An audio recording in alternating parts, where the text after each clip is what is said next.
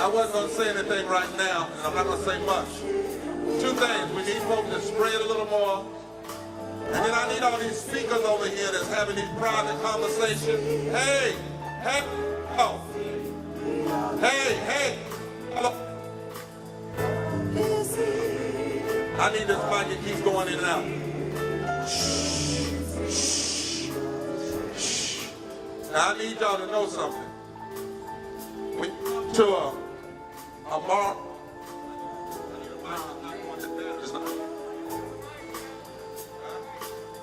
I need a mic. This one works. I need a battery. Listen. One of the worst things that happens is we come to rallies like this and we want the nation to hear us, but we ain't listening to each other. Now I see conversations over there. I see folks talking to Beto, talking to Castro, everybody having separate congregations. I thought we were one today. So if you're getting ready to speak, you need to be listening to the singers. We're trying to get the nation to hear us. How many of y'all didn't come here to play? So can we turn to your neighbor and say, neighbor, please focus on the stage and set an example to the nation. Everybody, can we stay focused for 2 hours? Because if we can't stay focused for 2 hours, how are you going to ask the Congress to stay focused for 2 hours? Real serious, y'all. So y'all give us one more line, and we ready to stop. We can party and fellowship later, but this ain't no party time. This is time to cry loud and to spare not. Go ahead, Rob. Love is here, hope is here, truth is here, we are the same.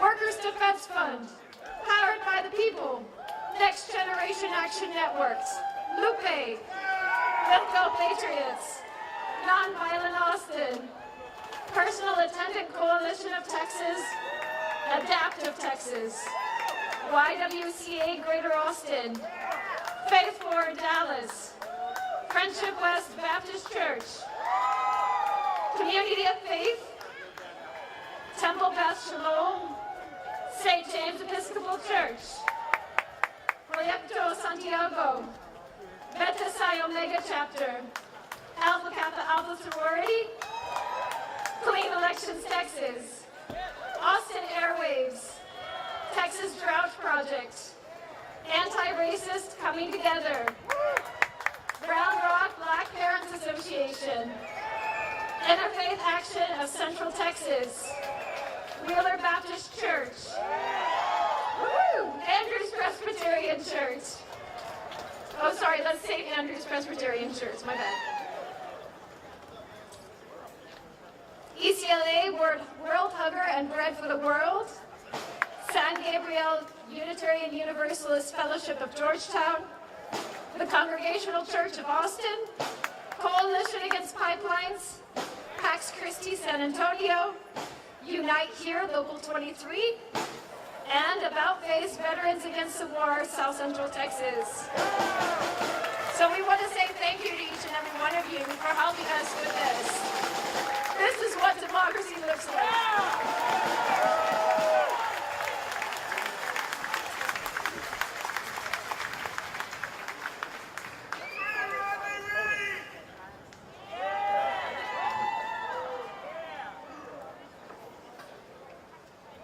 56 years ago, this summer, when a president from Texas signed the Voting Rights Act into law, LBJ, he said that it was a triumph for freedom as huge as any victory that has ever been won on any battlefield. Federal protections to guarantee the promise of the 15th Amendment was as momentous as Lincoln and Concord, as significant as Gettysburg, as definitive a victory for democracy as D-Day on the beaches of Normandy. That's what he said. And yet a half century later, we have less voting rights protections today than we had on August 6, 1965. And we're seeing the greatest attack on voting rights since the end of the Civil War. And this must change now. And the answer to the problem must meet the challenge.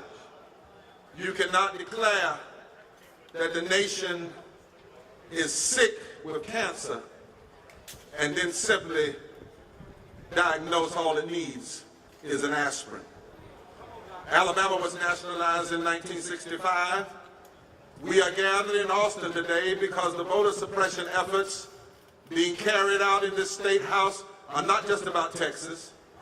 They're not just about black folk, but they are about poor and low-wealth voters, black voters, Latino voters, white voters, brown voters, Asian voters, disabled voters, women voters, rural voters, urban voters. And this is why we march now.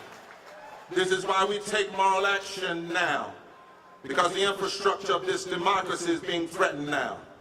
This casket represents that extremists in state houses all over the country are trying to have a funeral for our voting rights and living wage. They're trying to bury them, but we are the moral resurrection, and it will not happen on our watch. We stopped the physical violent resurrection in January. Now we must stop this political dangerous policy, retrogressive states' rights insurrection now. 49 states, they've already introduced 400 bills to try to suppress the vote. 18 states behind me, 18 states have already passed voter suppression measures designed to surgically remove the voter access that 56 million people used in this past election other than voting on election day. This is not Jim Crow. This is James Crow Esquire. He went to school, got a law degree and a degree in statistics, and he has come back to try to take out every progressive voice in this nation. Now in the South, we know this because they used to call it the Southern strategy. For 40 years, they stirred up a culture war designed to split black and white voters. They even had a name for it, positive polarization. Split the nation, and we will live in the divide and win. And so with that strategy, the corporations and the Southern aristocracy, they got rich. Poor white folk in Texas and across the South got low wages, along with black folk and Latino folk. And they got less union protections and less access to health care and less farm aid. But they got politicians who lied and told them they cared about their values. But when you look out here today and see the thousands, and you look at the diversity in this crowd, this is the America they are afraid of. This is the America that dispels the Southern strategy. Or maybe this is the America that will bring another Southern strategy, a strategy to lift all people from the bottom. This is what the corporate elites are afraid of. It's not new. It's only been regurgitated and vomited up and repackaged. It's only here because of the demographic shifts that are scaring people, and they know they cannot hold on to power. They had a cult leader who became president. He didn't create the lie, he charismatized it. And with corporate help, he financed it, all for the love of power and the love of money. This is why our purpose for being here is to say to this nation, now this must stop. We cannot have it on our watch. My job here today is to make sure the purpose is clear. Pass in the filibuster now. Not only has it been used to hurt black people, but it was used to block women's suffrage and block civil rights and block corporate protection for people against corporations. End it. Pass the full provision of the true John Lewis bill, the For the People's Act. When the Voting Rights Act Restoration Bill is finally passed, pass it and expand it to states beyond just the South. Pass $15 living wage for the 32 million low-wage essential workers that saved us during this pandemic and went to work first and got infected first and got sick first and died first. It's now time for them to get first-class wages in America.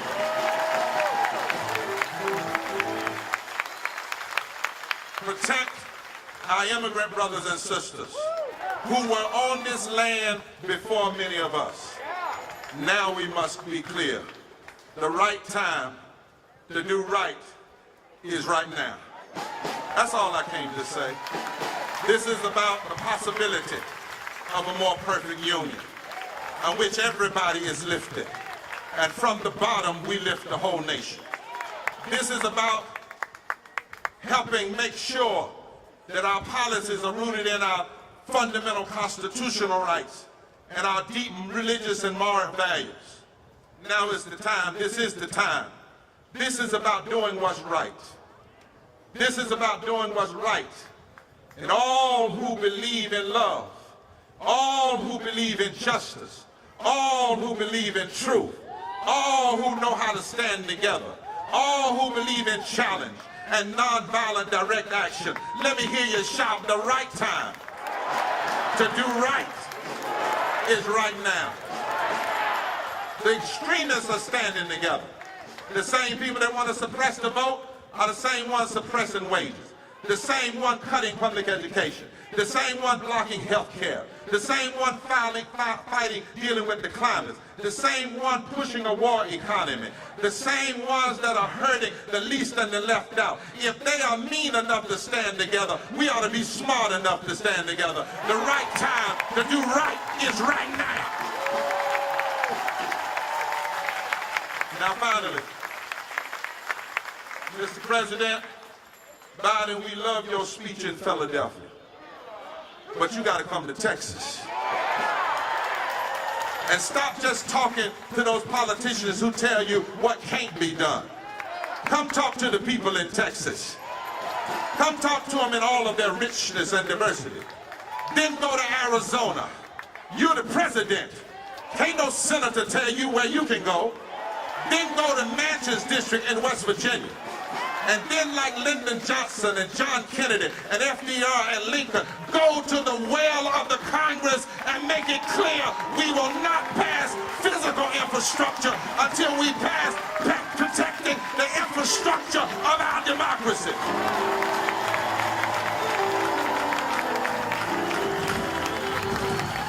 Mr. President, you were elected by a multi-ethnic majority.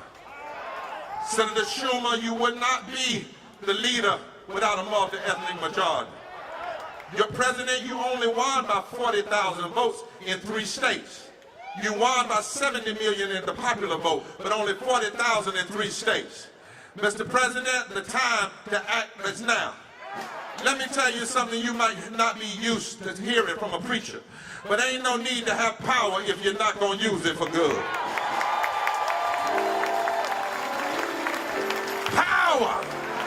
The right time to do right is right now. And so they want, Freddie, a political insurrection. But we're here to declare a moral resurrection. The only way they can hold on to power is by passing laws that block power. There is no moderate position. We don't want to hear about a narrower bill. This is not about left versus right or moderate versus liberal versus conservative. Saving this democracy's possibility is non-negotiable. This is about right versus wrong. And the right time to do right is right now. A change must come right now. We want 15 right now. We want the For the People's Act right now. We want our immigrant brothers and sisters protected right now. End that sorry filibuster right now. Make sure every American can vote right now. Get this dark money out of our politics right now. Pass policies that lift everybody right now. These are the common convictions that run through our deepest faith and our deepest moral traditions. The Bible says in Isaiah 10, woe unto those who legislate evil and rob the poor of their rights and make women and children their prey. It's time to start robbing and start reviving and releasing and lifting up right now. Too many people have suffered. We need change right now. And our legacy will be as the people. When the time to do right was here, we stood up. We were counted. We stood together. We came together. We fought together. We went to jail together because we knew down in our hearts the right time to do right is right now. Somebody say America right now. Justice right now. Right now. Truth right now. Love right now. The fullness of democracy right now. Equal protection under the law right now. Right now. Right now. Right now. Right now. Right now. Somebody say yeah. Welcome the Reverend Dr. Liz Theo Harris to the mic.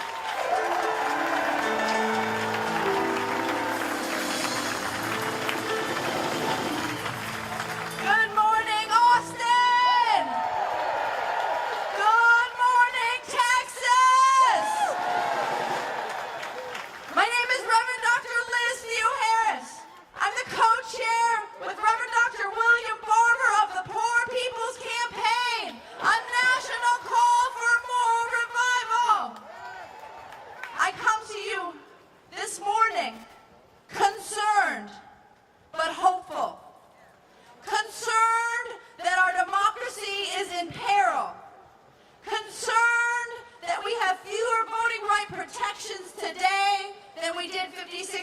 ago because of the gutting of the Voting Rights Act. Concerned that there are close to 13 million poor and low-income Texans and 5 million Texans who make less than a living wage.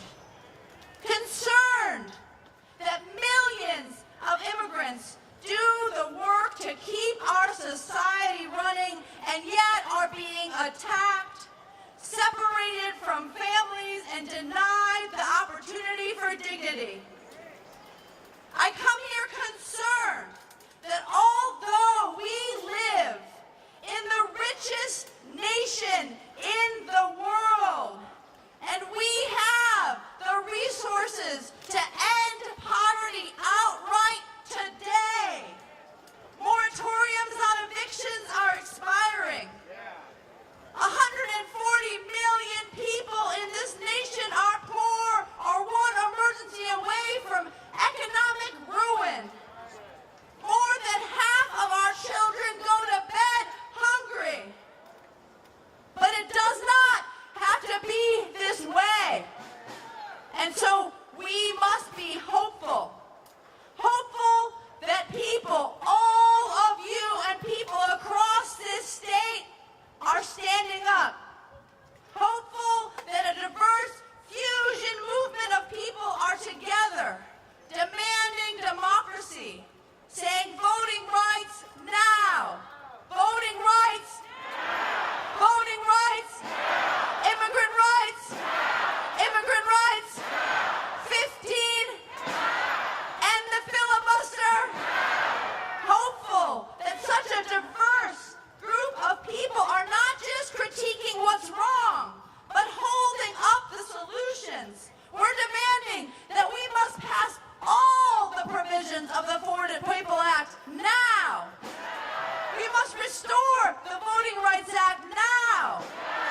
We must raise the minimum wage to 15 now. And I'm hopeful because every step of this march, from Georgetown to here in Austin, people were in parking lots, crying out of buildings, joining as we marched, saying, "We're with you."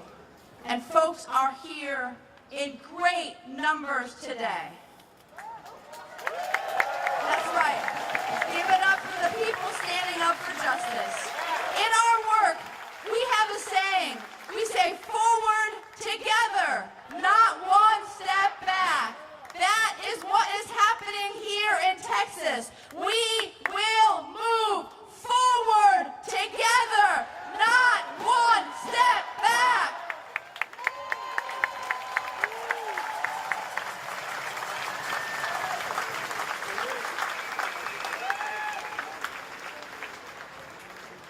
I need the person with the sanitizer to be up here. We want a model. No, we have some. They're just not doing it. They're supposed to be up here. I'm a little fussy sometimes.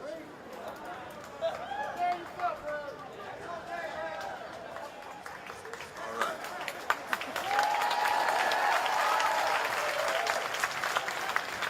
So our purpose was to give the purpose. Reverend Dr. Leslie O'Harris from the Poor People's Perspective, Poor People's Campaign, and from Texas to the nation. We've asked Brother Beto O'Rourke, who walked all the way, who's standing for what's right. Welcome the son of Texas.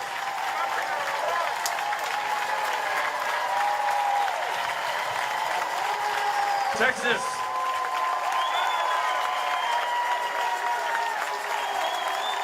Let me hear it. Let me hear it for those who came from the Rio Grande Valley, who came from Laredo, El Paso, Dallas in North Texas, the Panhandle, East Texas, a little city called Houston, and all of our friends from right here in Austin, Texas. There are people from every single part of this state who chose to be here right now to stand up and be counted at this moment of truth for our state, for our country, for democracy. And I am grateful to every single one of you and everyone who made this possible. We started the march today from the parking lot of the AFL-CIO. Our friends in labor have our back, and they're leading this fight for democracy. We thank you. I want to thank the members of law enforcement who are here and especially behind me. I want to thank them for the hard job that they have to do. And I want to thank them because it was men and women just like them who on the 6th of January put their lives on the line for this country and this democracy. And far too many of them lost their lives. And I want to thank the Poor People's Campaign and the more than 40 allied organizations, all of whom contributed to the success of this march, this action, this rally today. And last but not least, I want to thank Annie and Willie Nelson, who are going to be coming up here in a little bit and playing a great set for everybody who came out here today. You know, Texas may have produced the laws that have made this the hardest state in the nation in which to vote, a state that has closed more than 700 polling places, most of them concentrated in low-income and black and brown neighborhoods, making people wait 5, 6, 7 hours in order to vote. It may be Texas, where our voter ID law says you can use your license to carry a firearm to prove who you are at the polling place, but you cannot use your student ID from the University of Texas at Austin to prove who you are at the polling place. It may be Texas that has proposed new voter suppression legislation to make it harder on those who have a disability, to make it harder on young people, the very old, and those who just want to exercise their right to vote. But I'll tell you what, my fellow Texans, this state has produced some extraordinary leaders, some extraordinary power, and some extraordinary energy. 100 years ago, the state legislature right here behind us, in all their wisdom, passed a law called the All-White Primary Bill that denied the right to vote for any person of color in any primary of any importance in the state of Texas. And one of our fellow Texans 100 years ago, Dr. Lawrence Nixon in El Paso, Texas, who founded the first chapter of the NAACP, nonetheless, though he was a black man and the law said that black men could not vote, went to his polling place, walked up to the election judge, showed the receipt for his poll tax, and tried to vote. And that election judge said, Dr. Nixon, you know I can't let you vote. And Dr. Nixon said, I know you can't, but I've got to try. And try he did, year after year, election after election, 20 years into that fight. In 1944, with another Texan, Lonnie Smith, they struck down that law in a victory in the Supreme Court, Smith versus Albright. The persistence, the strength, and the courage of this movement is what it's about. So let me close with this. For those who are tempted to despair at this moment, given everything that we're up against, those Republicans who'd rather defend insurrection than support our democracy, these rigged voting laws in Georgia and Florida and a dozen other states that are going to make it harder for so many millions of our fellow Americans to vote, I ask you to think about Dr. Lawrence Nixon. I ask you to think about John Lewis. I ask you to think about every man and every woman who had the courage of their convictions and did what they needed to do at their own moment of truth in this country's history. Are we going to fight for the right to vote? Are we going to give up until we get it? No. We're going to push through. We're going to push through till we win this. I want to thank each and every single one of you for being here. I want to thank our courageous state legislators who are in Washington, D.C. right now. And I want to thank those Democratic senators like Royce West and Boris Miles who came out today. We are the courage this country needs. Let's keep it up. Let's keep it up.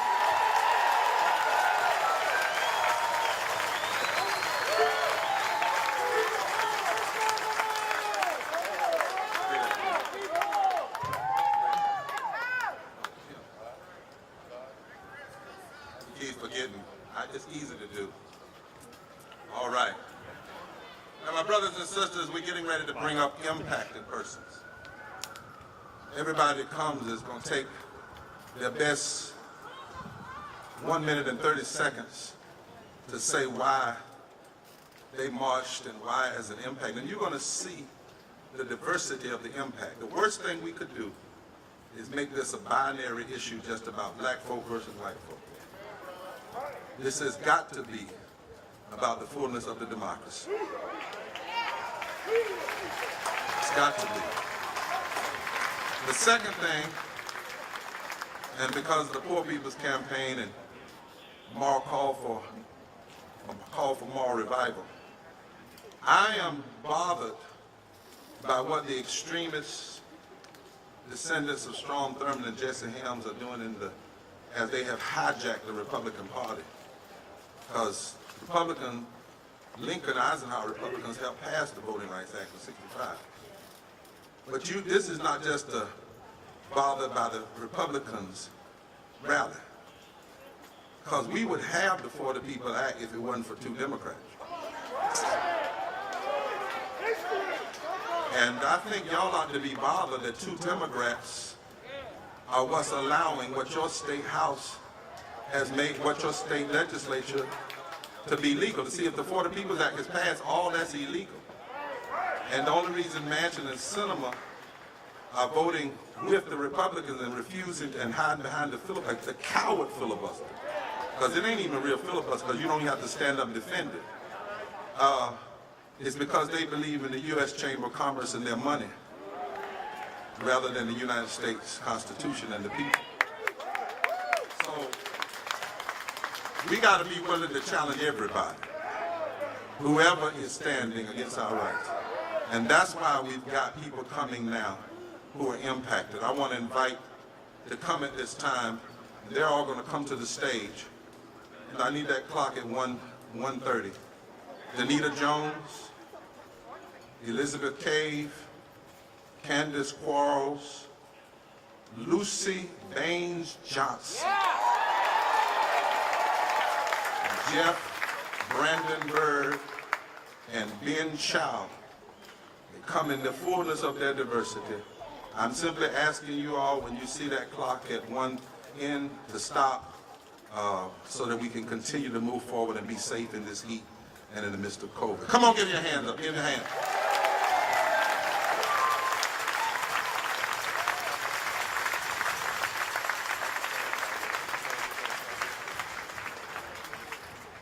Texas. My name is Danita Jones, and I'm an impacted person. And before I go into this, I want you to look around at each other, at your neighbors, and see just how different you are, but you're in this space.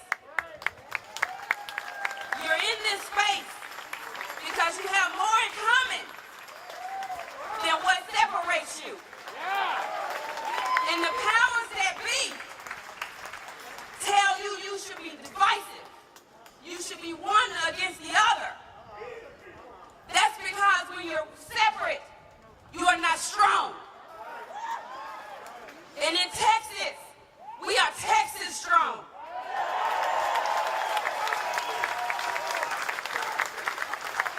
We will fight, we will march till the cows come home. Texas is tired. We are weary. We are tired of struggling. And we will not take any more.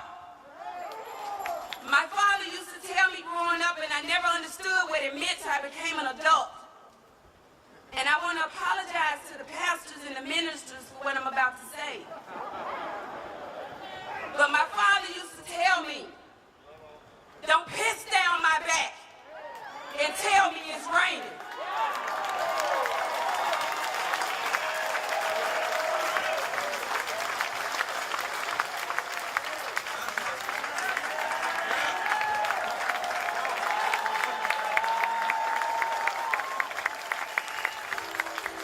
Greetings, Texas.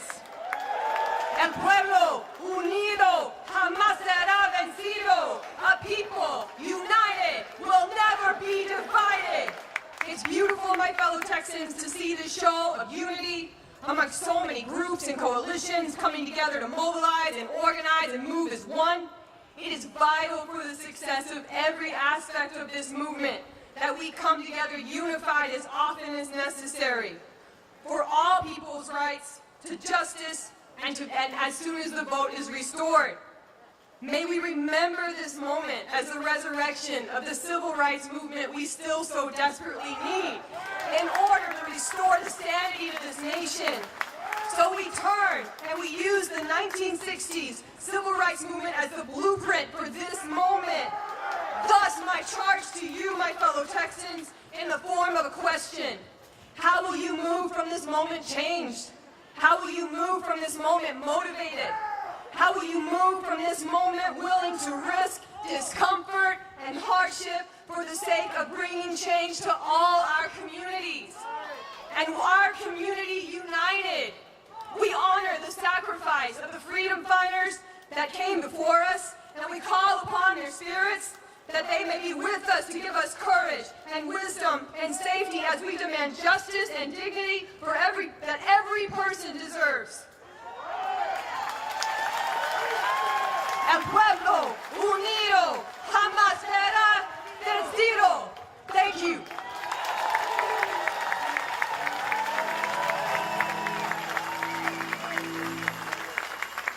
Hi, my name is Candace Quarles, and I'm a resident of Dallas County and a former council member in DeSoto, Texas. I've marched all week. Where are my marchers at? You marched with us this week. Our voting rights are under attack. I'm a member of Friendship West in Dallas, and I like to vote in my church sometimes. And I am tired of this people in this legislative body limiting souls to the polls on Sunday. We should have all day voting on Sunday from 7 a.m. to 7 p.m. We need to make it easier to access the ballot. We need to make it easier to vote. Governor Abbott, when will you stop fixating on the wrong thing and fix the power grid in our state? We need to expand Medicaid expansion in this state. To the Democrats in Washington, President Biden, Vice President Harris, your re-election will be based on how you show up for us in this moment. Your re-election will be based on how you show up for Texas in this moment. For the marginalized communities, for the women, for the low-wage working people, we need you to show up for us in 2021 like we did for you in November of 2020. To all my marchers, let's keep singing, keep shouting. Because we got people power. Because ain't no power like the power of the people, because the power of the people don't stop.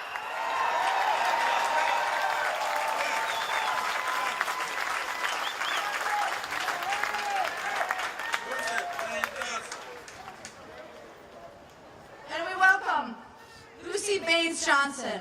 Please give it up.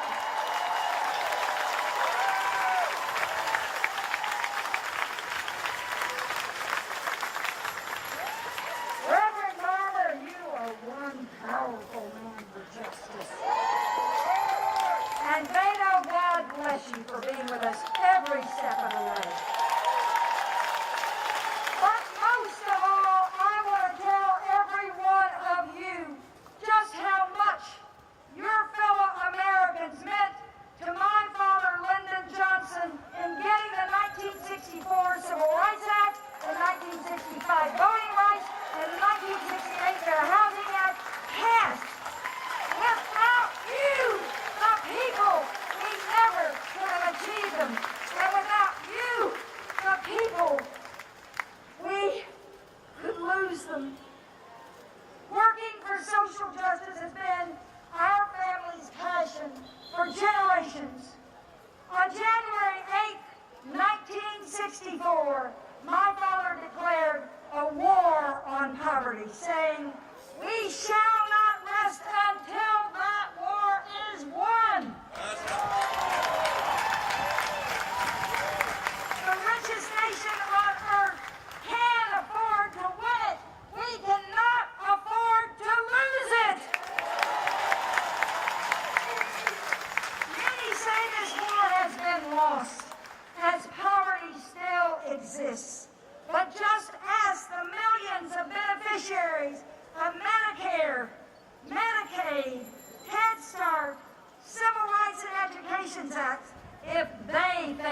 this is true.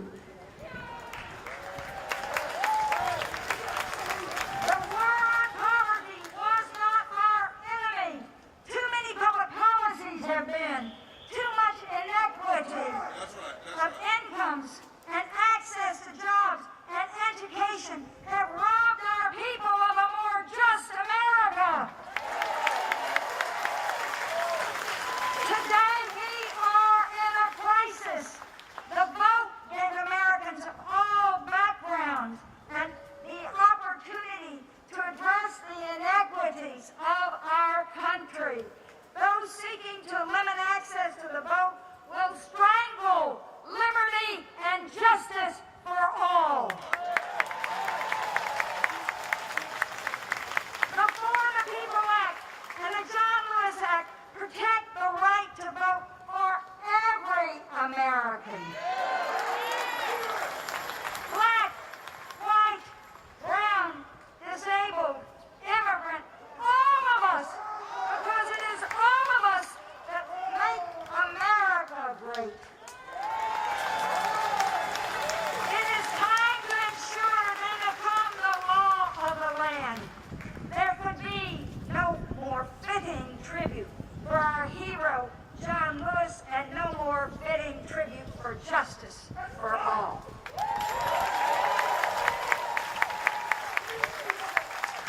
In the 1960s, Democrats and Republicans stood up together for social justice.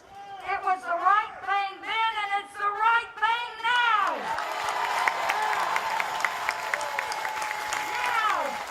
Now, more than ever before, we need to come and reason together, all of us, to build a more just America. Texas Democratic legislators have risked everything to defend the right to vote for all of us. Justice needs brave legislators on both sides of the aisle. I cannot speak for my father now, as I can assure you I dare not in his lifetime. But I know for sure that he would want me to be with you in the fight for social justice and voting rights. In 1965, when Lyndon Johnson pled for voting rights reform, he invoked the mighty anthem of the civil rights movement. These words still beat in my heart. We shall overcome. We must. Thank you.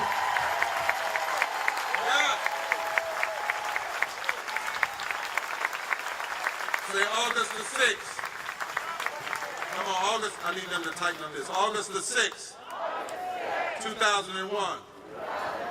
The 56th anniversary of the signing of the Voting Rights Act. All that we're asking for can be done by then. You need to do it by then. If we go past August, we are going to intensify and embolden our agitation, not just at Texas state capitals, but at state capitals all over this country. We will not shrink in this fight. There's no moderate position. There's only the mandate to establish justice and do what is right. We want to ask now that Marcel, all the folk that marched, we only could have 125 because of COVID. So all of you that marched, raise your hand. If you see somebody that was marching, they were marching from you, tell them thank you. We want to come up at this time, Marcel McClinton, Gio Brandenburg, and Ben Chow. Come on up together as they come to speak to us.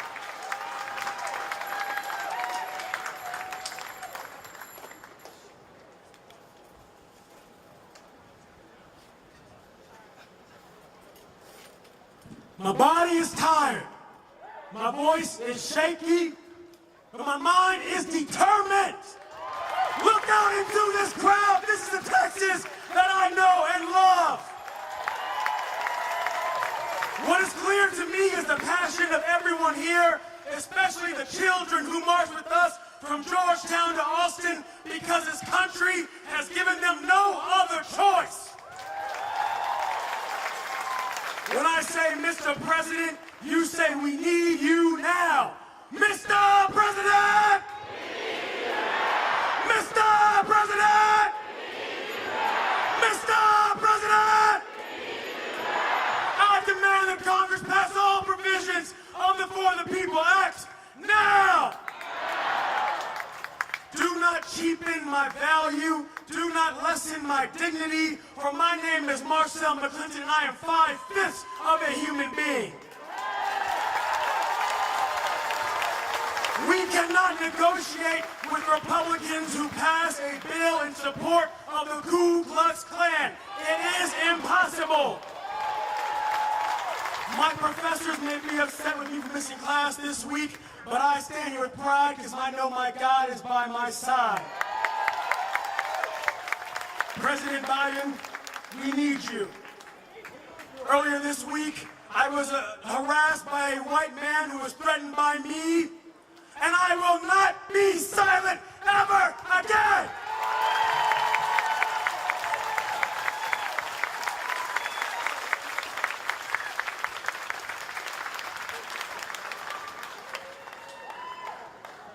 The march from Selma to Montgomery occurred a few months before I was born.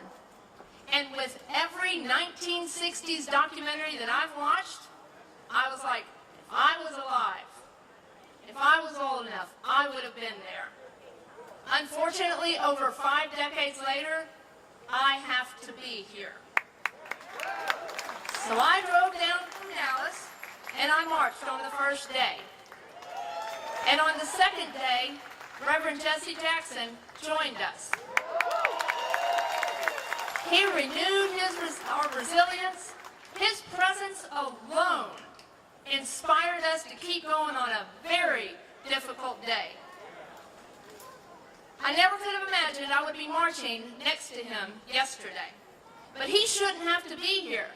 None of us should have to be here fighting this fight. And as impactful as the last few days have been, that moment with him I will hold forever. And now I hope he doesn't mind, but I'm going to steal a little something he said yesterday. Voting rights are essential for any other rights to be attained or maintained.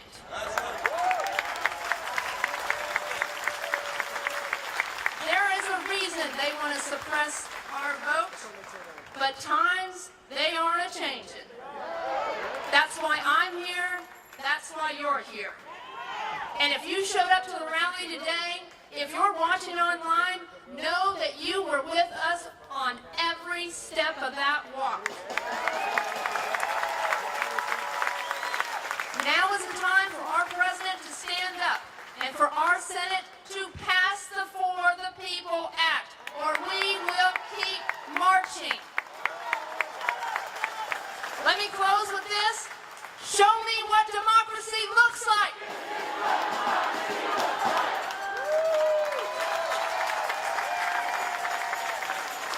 My name is Benjamin Chow, and I work for the Harris County Elections Department. Last year, I helped to create drive-through voting in Houston, Texas. This was the first time in the state of Texas it was used, and it was so successful that nearly 130,000 Houstonians used it. That's 1 out of every 10 Houston voters. For some people, we were too damn successful. They tried to invalidate all 130,000 votes, but we fought them in the courts, and we won. Now they're trying again, this time to make drive-through voting illegal. That's why I'm here with all of you today to demand our legislature and our governor stop trying to bring us back to Jim Crow and fix the things that are actually broken, like our electric grid. I'm standing here today because drive-through voting is more than than just a new way to vote. It was the reason why thousands of Houstonians felt safe enough to vote last year. The people who used drive-through voting the most were mothers of young children. They didn't want to expose their children to the coronavirus, but they still wanted their children to see how important it was to vote. So my message to Governor Abbott is this. If you want to ban drive-through voting, you should know this. A whole lot of those moms are Republicans too. So stop messing with our right to vote and save drive-through voting. Thank you so much.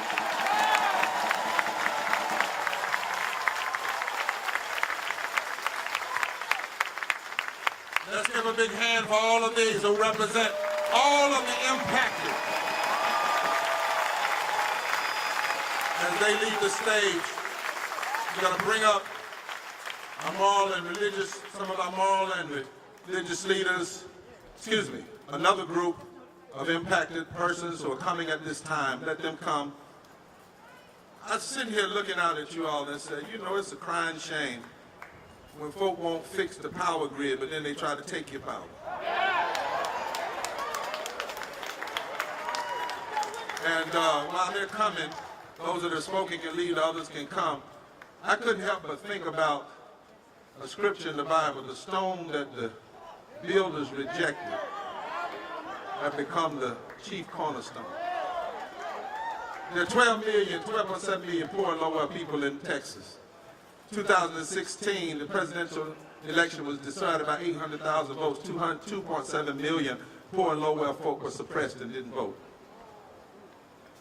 There are 5 million people who make less than a living wage. I did a little research on all the rejected folk and found out if the rejected come together, we can lead a revival in this nation. You know what I'm talking about. I'm talking about those who have been rejected because of their race. Those who have been rejected because they're native Indians. Those that have been rejected because they were here first as Mexican and then we put them out and they got the nerve to turn around and say that they're undocumented in their own homeland. I'm talking about those that are rejected because of their sickness. Those that are rejected because of their poverty. Those that are rejected because of their low wage. Those that are rejected because of their sexuality. They tell me if the rejected get together, there are more of the rejected than those that do the rejecting. And if all the rejected get together, we can end the filibuster. We can pass every provision of the 40 People's Act. We can fully restore the 1965 Voting Rights Act. We can raise the minimum wage. We can permanently protect our immigrant brothers and sisters. Turn to your neighbor, COVID, and say, neighbor, it's time for the rejected to lead a revival of justice in America. Let me hear you scream.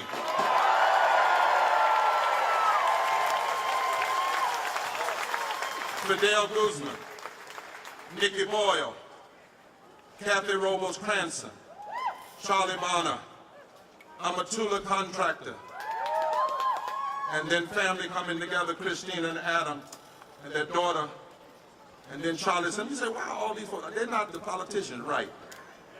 At our movements, the impacted people speak first, not people who speak for them, but people who are directly impacted.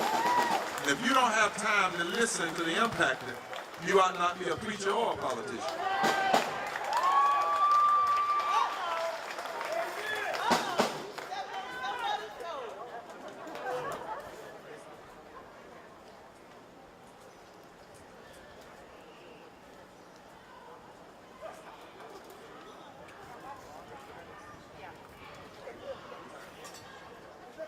Buenos días, mi nombre es Fidel Guzmán. Soy miembro líder de defensa laboral y trabajador de la construcción. Estoy aquí con Emily King, directora de Proyecto de Defensa Laboral. Defensa Laboral es una organización estatal dedicada a generar poder político para familias trabajadoras en Texas. Estamos orgullosos de ser parte en el movimiento laboral de hoy. Damos las gracias infinitas a Texas AFL-CIO por su solidaridad en esta acción. My name is Fidel Guzman. I am a member of Workers' Defense and a construction worker. Workers' Defense is a statewide organization dedicated to building political power for working families in Texas. We're proud to be part of the Texas labor movement. Let's give a special thanks to the Texas AFL-CIO for supporting this event today. Estamos orgullosos de unirnos a esta marcha de la democracia con la campaña de los pobres a exigir que el Congreso actúe ahora para detener los ataques a la democracia y pase una reforma migratoria integral para los 11 millones de indocumentados en este país. Something we don't do. You know, I'm tired also when we speak in English, nobody translates us. Let him speak in his own language and we'll get it and we'll have to listen at it again. We don't need to do a translation. I want to hear him fully in his own language and it's being translated online. Come on, brother, speak in your language with all the power you got. Lo que está pasando en nuestro estado está más claro. Las leyes de los republicanos están tratando de pasar en Texas el camino de mi comunidad hacia la libertad, hacia la reforma migratoria, con un camino hacia la ciudadanía y hacia salarios dignos. Depende de que todos los votantes elegibles tengan acceso a la boleta.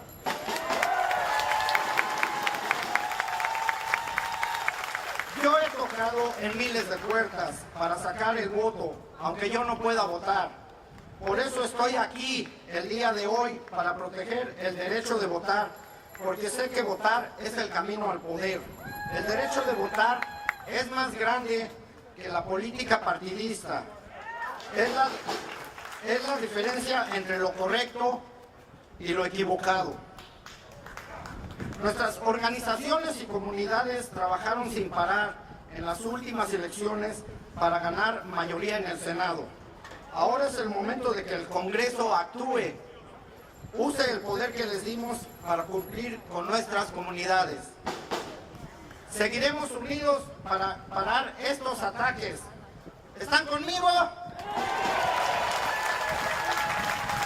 Gracias. Aquí estamos y no nos vamos. Y si nos echan, nos regresamos.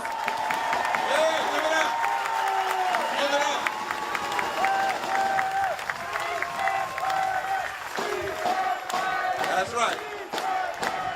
Bring our next speaker up. Bring our next speaker up. Somebody say we all Pentecostal today, we speak in tongues. Stand in your own power, your own voice. Here, my dear sister. She's got one. Go ahead. Give it up for her.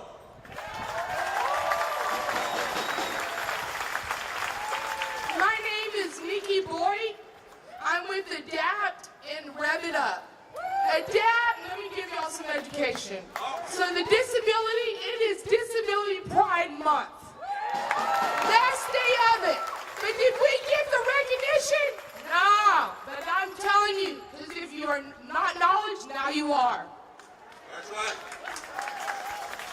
31 years ago, this month, also the Americans with Disability Act was signed.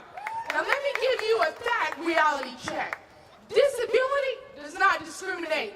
Disability does not care if you are Republican, Democrat, Independent. You can leave here and get in a wreck. Nowadays, more people are acquiring their disabilities, not born with it. But let me tell you, you will lose your rights as soon as you become disabled. You only are right to an institutional life. I have done nothing but fight. So I am ready to keep fighting. Are you ready?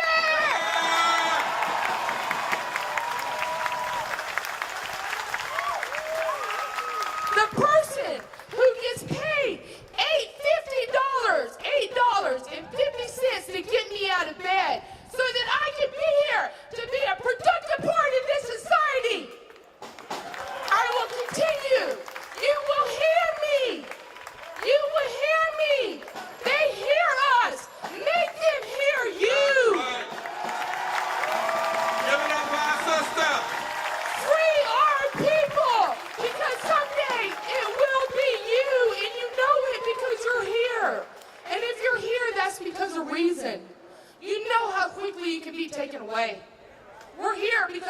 be taken away. So you better be hot and stay hot. I like that. Say, be hot and stay hot. They asked us, was this a peaceful rally? And I couldn't answer. I said it's a non-violent movement. But we can't be at peace because there's too much trouble going on in the world and to the nation. We've got to have justice. And for one thing, my sister just mentioned to us about all of us having disabilities and could have it. And that's why it's so wrong. And let me tell you, I was told and asked by some of the politicians who are Democrats, if we had this gathering, don't add living wage to it and don't talk about immigrants, just talk about voting rights. And they said, I'm telling you what they said now. They said, because we can't do it all. And you don't want to, you want to have one issue. I said, all y'all can understand is one issue. Now I said, this is what we said. We said, now why is it when the billionaires ask, they get trillions of dollars. But when poor and low-wealth people and moral leaders and other folk ask, we got to have one issue. To heaven with one issue. We want all our justice and we want it now.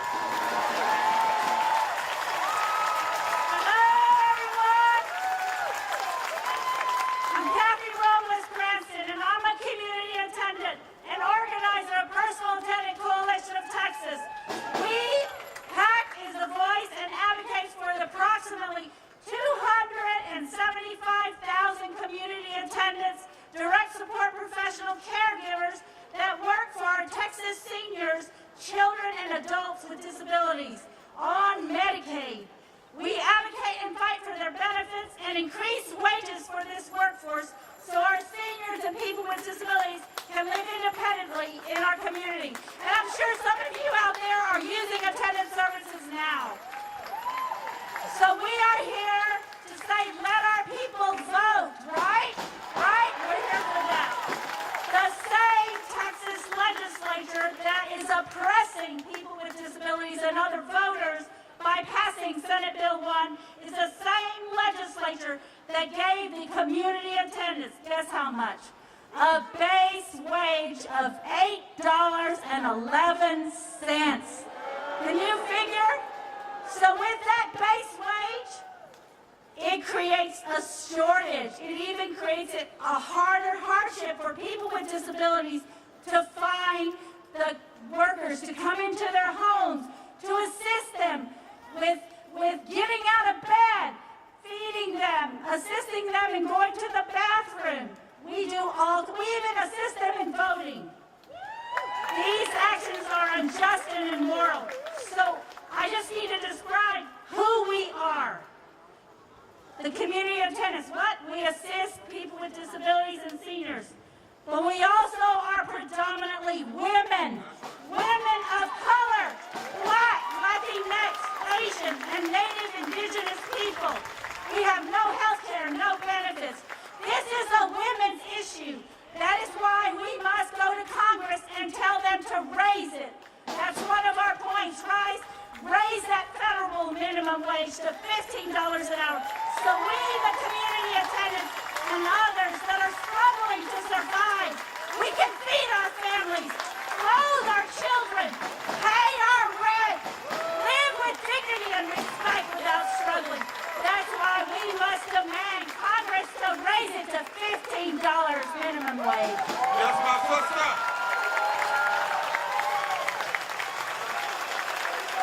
And you can't get there without voting rights. The same ones that suppress the wages want to suppress the vote. Our next speaker, come on up. You watch what's getting ready to happen. You just don't worry about it. We got that good. We got the veterans. It's a beautiful day to fight for the freedom to vote in Texas! Thank you all. My name is Charlie Bonner, and I'm here with Move Texas, where we are empowering a new generation of Texas voters to use their voices and fight against racist voter suppression. But I come to you today as a Texan, as a voter, and a proud member of Texas's diverse LGBTQIA community. Because we know that voter suppression isn't a partisan issue, it's an equality issue. When these politicians can pick and choose their voters, they don't think they're accountable to us. They vilify us, and for some reason, when they're picking the bigots and the conspiracy theorists over everyday people. So instead of laws that help our community, we see attacks. Voter suppression means that we see attacks on trans kids, relentless attacks on trans kids. Voter suppression means that when black and brown trans women are murdered, the governor doesn't do a damn thing about it. We deserve better. We know that for democracy to work for us, it has to work for all of us. It has to include all of us. So show me what democracy looks like. Show me what democracy looks like. Show me what democracy looks like. This is what. Thank you. Give it up. Now give it up for Amadou La Contractor. Our dear Muslim sister. Assalamu alaikum. Salam, Reverend Barber. Bismillahirrahmanirrahim. I want to recite a quote from Maulana Ali. A friend is not a friend unless he protects his brother in 3 situations: in his difficulty, in his absence, and in his death. President Biden, my friend, our friend, we are in difficulty because our votes are being suppressed. We are absent from Congress, so we need you to stand up for us there. And we are being killed for exercising our right to vote. My black brothers and sisters are being killed for just exercising their basic right to vote. So I want to make something very clear. You told us to out-organize voter suppression. And so, Reverend Barber organized, Reverend Theo Harris organized, Beto O'Rourke organized, Reverend Jackson organized, we the people organized, not only to send a message to our oppressors, but to empower you to do your job. We cannot out-organize voter suppression when all the odds are stacked against us, and that is why we out-organized during the pandemic to elect you to do the job that you promised us you would. We marched to show you that the people support the For the People Act, and that it's time to end the filibuster because the people have organized, and the people stand before you, and the people call on you to do everything in your power today to make sure that the For the People Act, with all its provisions, needs to be passed before August 6th. We didn't take shortcuts when we marched, and we don't deserve to be shorted in this legislation. That's right. Give it up for our sister. Now we're going to have a family to come and speak. Christina, Adam, daughter, Sienna, and Brian.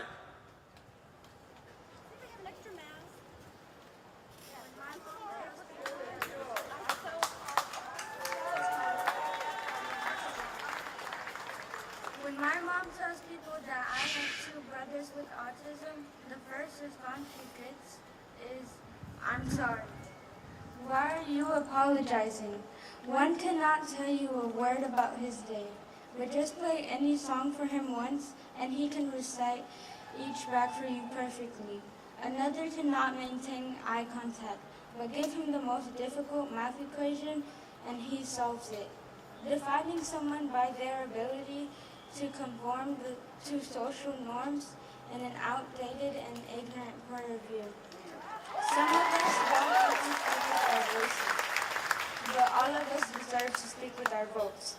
My stepdad wakes up each and every day, still tired from the day before. He works 40 hours a week and 20 hours of overtime. He fights to pay everything off, only to realize that the next thing is already creeping around the corner. He feels guilty if he's not at work all the time. He works for a city that wants his labor, but doesn't want him.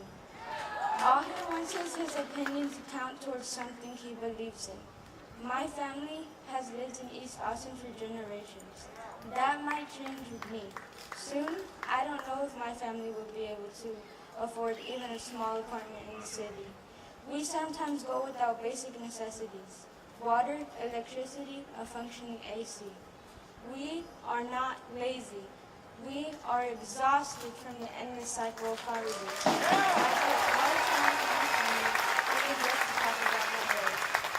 Don't tell us to do better if you're not going to listen. Give it up for this sister. Somebody say, we are exhausted because of the meanness of poverty, but we will never quit fighting to change it. Brian, talk to us. Soy Brian. I am here to say that the government should listen to our voices, no matter our race, citizenship, or how much money we have. Solo tengo 13 años, pero quiero que me escuchen, merezco que me escuchen.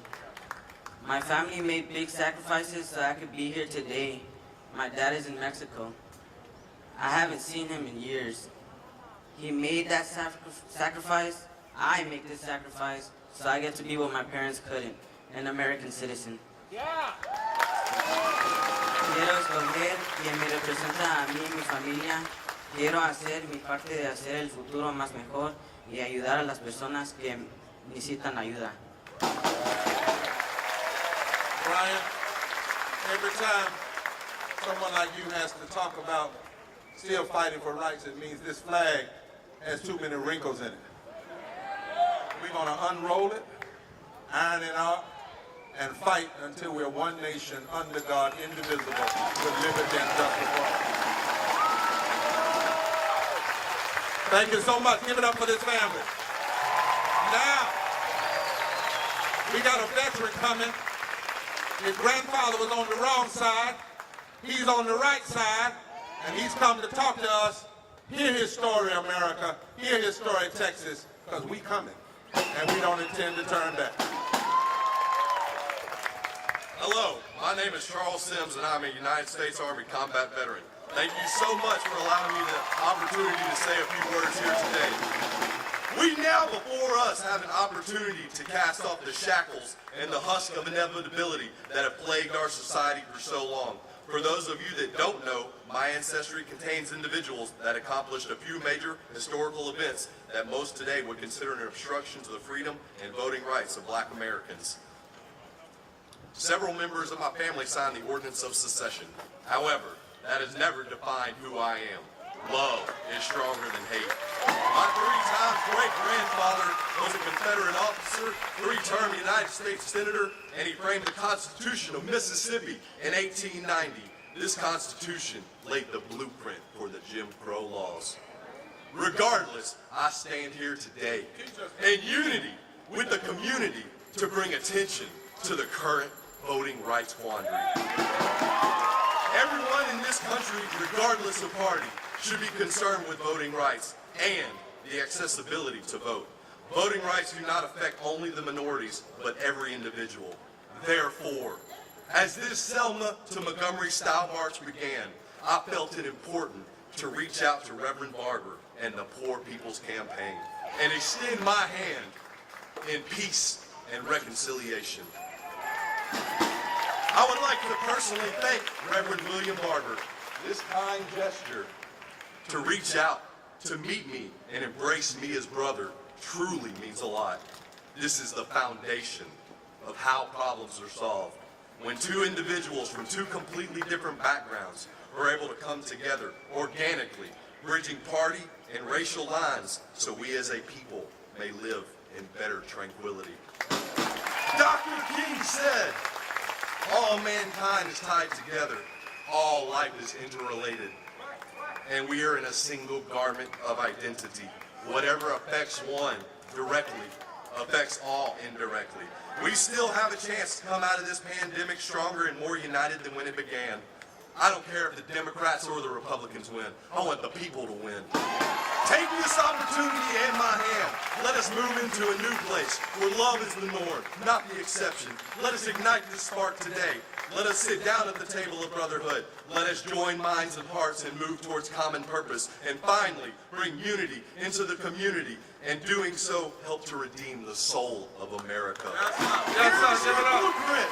What will you be a drum maker? Give it up. How will you use your time, constructively or destructively? Always remember, voting rights are civil rights. Thank you.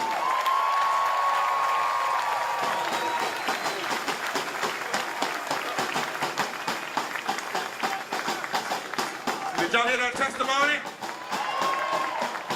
New South is rising. Now we've got 30 minutes.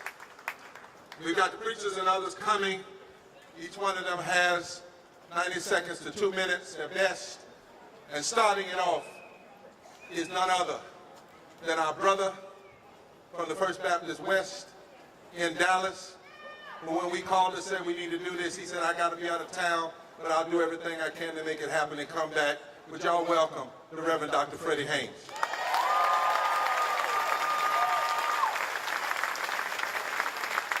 Thank you so much, my beloved Bishop William Barber. You are so right. Jim and Jane Crow have some ugly children, and their children are named Janet and James Crow Esquire. Janet and James Crow Esquire are determined to live down to the legacy of racism and fascism in what Maya Angelou called these yet-to-be United States of America. Janet and James Crow Esquire are determined to keep us apart. Janet and James Crow Esquire are determined that those in power hold on to power by any means necessary. And James and Janet Esquire have set up headquarters right here in Texas. They set up headquarters in Texas with their mouthpiece serving as the governor of this state of Texas, and the governor of this state of Texas serving as a mouthpiece for the Confederate legacy has determined that we would have a session of suppression right here in Texas. Is that not a trip? No, ain't that a trip? Because this is Texas, where in February we are still counting the lives that were lost because of a deregulated power grid. In Texas, we find ourselves fighting against critical race theory, while at the same time you have a special session called that illustrates what critical race theory is all about, while at the same time Texas is at the bottom when it comes to educating our children in this state. Well, at the same time, we are the state where it is hardest to vote, and at the same time, we are a state that is least insured. Oh, but it's a new day in Texas, because even though Janet and James Crow Esquire are trying to run Texas, there's a spirit of Selma that has come to Texas. This spirit of Selma has come to Texas, drum majored by Bishop William Barber and the Poor People's Campaign. They brought the spirit of Selma here because Selma lets us know that change that is transformative does not come from Washington down.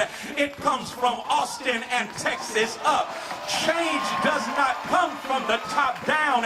It comes from the bottom up. And so there's a Selma spirit right here in Texas. I feel the spirit of Amelia Boynton. I feel the spirit of John Lewis. I feel the spirit of Jimmy Lee Jackson.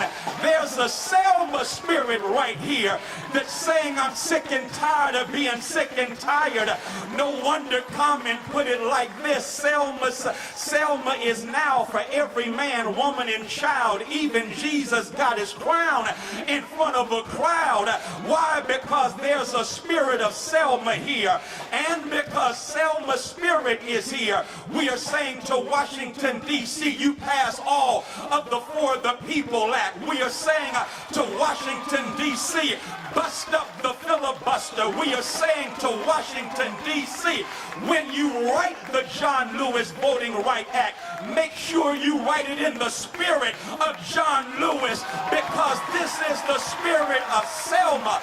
And since it's the spirit of Selma, I might as well close with John Legend, who put it like this. He said, the battle is not over, the victory is not won, and we're going to keep on fighting until victory comes. And then we'll shout, glory, glory, because there's justice in the land. Glory, because there's peace in the land. Glory, because God is on our side. Glory, hallelujah. Glory, hallelujah. Glory, hallelujah. God's truth is marching on. James Crow, you got to go. Now let my people vote.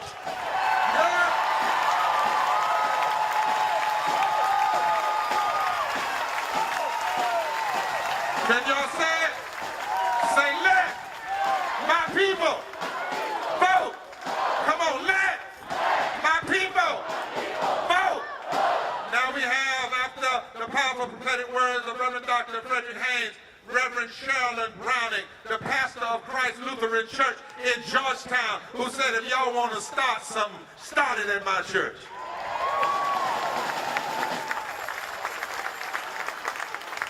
Good morning. It's good to be here with you. I am Sherilyn Browning. As the Reverend said, I am glad to be here with you. And in my faith tradition, we keep on struggling with some ancient stories. We keep on thinking and hearing and playing around with these stories that Jesus told us about a kingdom of God.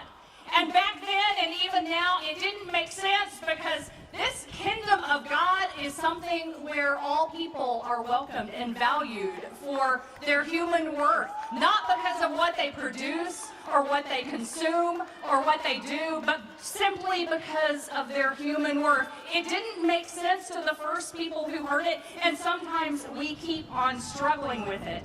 And we recognize as people of faith, this is the work of the church, but it is not only the work of the church.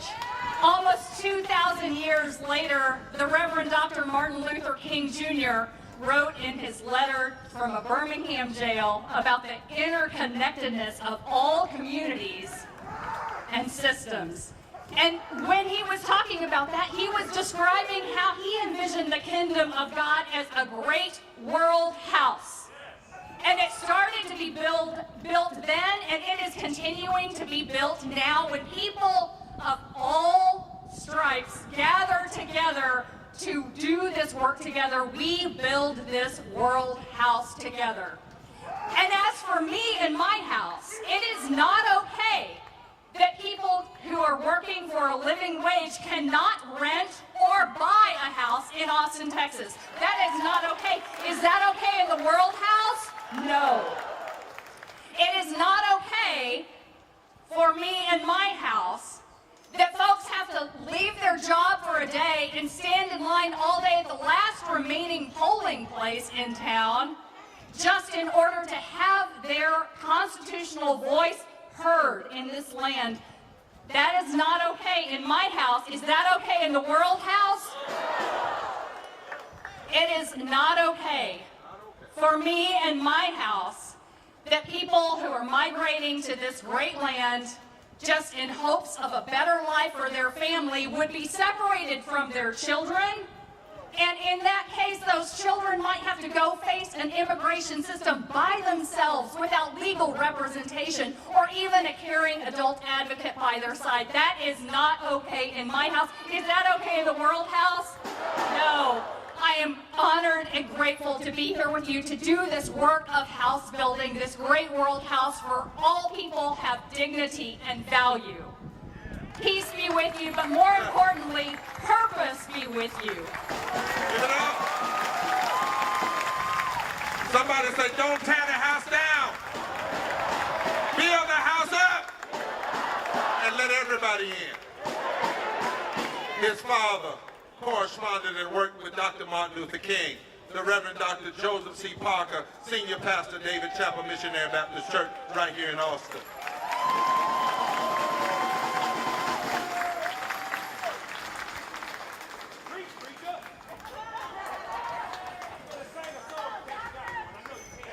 In May 1963, in my hometown in Birmingham, Alabama, at the age of 10, I went with my Baptist pastor father, a leader in the Montgomery bus boycott and the Alabama Civil Rights Movement, to the scene of the racist bombing of the home of Reverend A.D. King, the younger brother of Dr. Martin Luther King, Jr. Later that day, we visited the bombing site of the A.G. Gaston Motel, the headquarters of the Freedom Campaign in Birmingham. A few months later, on Sunday, September 15, 1963, after the morning worship at the Jackson Street Baptist Church where my father pastored, he took me with him to the downtown 16th Street Baptist Church. He had received news of the bombing of that church, and as you know, 4 girls near my age attending Sunday school classes at the church were killed, and 23 other people were hurt. These deaths helped galvanize the civil rights movement, and despite a record-setting filibuster, ensured the passage of the 1964 Civil Rights Act. The next year, in March of 1965, I watched my father leave home to participate in one of the 3 Selma to Montgomery marches. And on August 6th, after the bloody Sunday March, President Lyndon Johnson signed the 1965 Voting Rights Act into law. I was 12 years old then. 56 years later, I recognize the right to vote as a moral and sacred matter, not to be abridged or chopped up in our democracy. This right helps to ensure that you and I have the freedom to live as being created in the image of God. It helps you and I hold government agents accountable for doing what is right. It helps you and I to exercise legitimate voting power to ensure that benefits and resources and penalties are distributed fairly and equitably in America. And further gutting and crippling voting rights reveals our country is not well morally.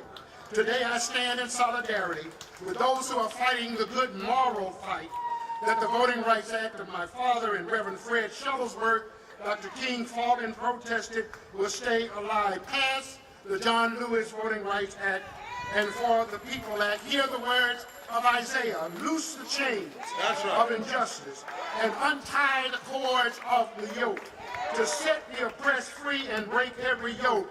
Can I say this to you? Ain't gonna let nobody turn you around. That's it.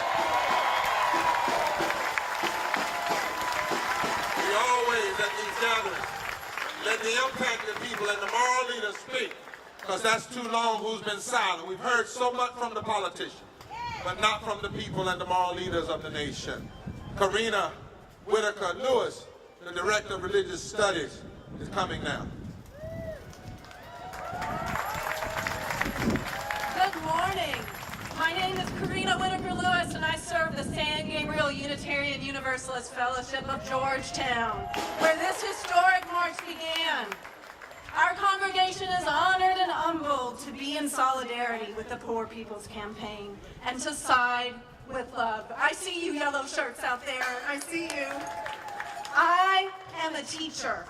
My role in the congregation is to guide, to help our children, our people, discover what it means to be Unitarian Universalist for each one of them personally. And we all know that actions speak louder than words. As a teacher, this is a show, don't tell moment. This is a do as I do, not a do as I say moment. When we show up and show out for what's right, we walk our talk, as quite literally Reverend Barber told us to do. As Unitarian Universalists, we believe in the inherent worth and dignity of all people. We believe in the interconnectedness of all life. And my congregation in Georgetown was living out those values and their faith out loud when we joined in this march and in this moment. That's right. Some of us had to stay home, and we understood that. For those who could, walked for those who could not. And I could not be more proud of them. Because march we must, and rally we must, because those values, the values we hold so dear, are under attack. We have to push back and say enough is enough. And that is what we are all doing here right now together today. We are using our voices, our bodies, our minds, our hearts and spirit to fight for those values and the rights that reflect those values. We will not be denied the right to be represented and governed by people we choose, not by those in power who will do anything, including abandoning the democratic process to keep that power to themselves and the filibuster now. You cannot take away our voice. We will not be denied the right for a living wage that dignifies the value of every person's labor, not just that of the greedy, who will keep so many of us in poverty. We will not be denied the right to seek refuge and protection from war, from violence, and not be imprisoned simply for taking a chance at a better life. You will not criminalize us. We will not be denied. I am a teacher, and I lift up all who have taught me and continue to teach me, most especially the children and adults of my congregation, who I love so much. Kenneth Witherspoon, Jaquita Wilson, Marissa Palmer, Chuck Collins, all of you, the brave people of the movement I am so honored and humbled to be with today. Give it up! Give it up! Forward together, not one step back! Forward together! Thank you for teaching us. The Reverend Gavin Rogers, Associate Pastor of Travis Park United Methodist Church in San Antonio. Repeat after me. I got your back. I got your back. Leviticus says, when a foreigner resides among you in a foreign land, do not mistreat them. The foreigner residing among you must be treated like your native born. Love them as yourself, for we were once foreigners from a foreign land. In Mexico City, I had the privilege to travel with the so-called migrant caravan. I was on top of an 18-wheeler at the very edge, on top of one. Hundreds of people were up top, and I was about to fall off, and all of a sudden, arms wrapped around me, and then, behind me, a man wrapped his legs around my waist, and he said, I got your back. Say it again, I got your back. They had no issue treating me, a stranger in a foreign land, like their native born. They had no problem. They became stronger. We became stronger because we were united. Our demand is to fully protect the 11 million immigrants and asylum seekers living in the USA. Say fully protect. Fully protect. Individually, I am imperfect and I fail all the time, but together we are strong. We can protect each other, and truly, if we come together, be the moral resurrection. Thank you very much.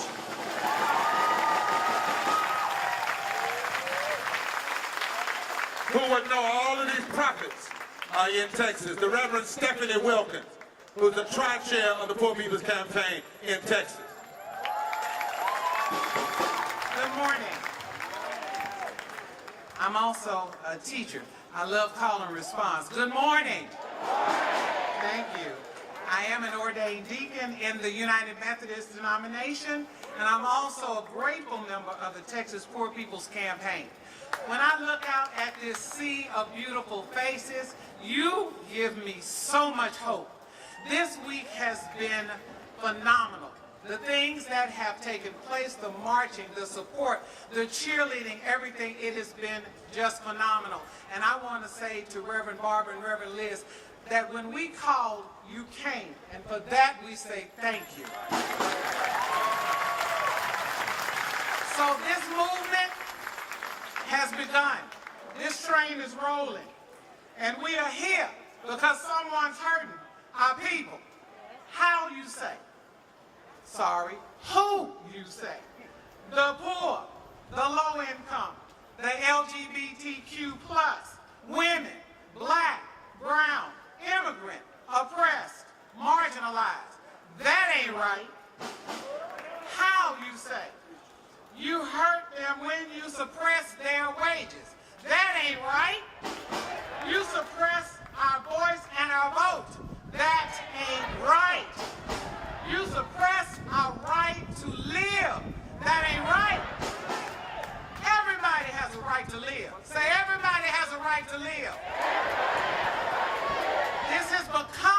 political issue, but it's bigger than that. This is a moral issue.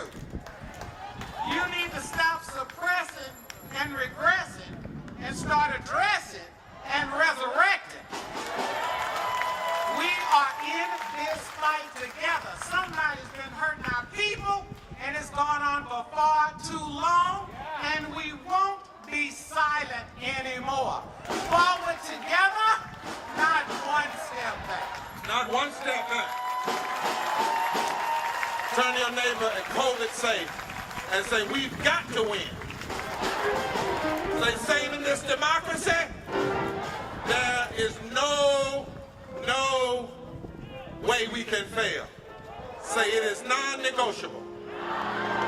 Now we want to have the Reverend Deacon Bill Hartman of Our Lady Perpetual Health Church in Selma, and then we want to have the Reverend Natalie Well, who said, if you're going to start something in Georgetown, I want you to end it at the University Baptist Church in Austin. We want both of them to come at this time.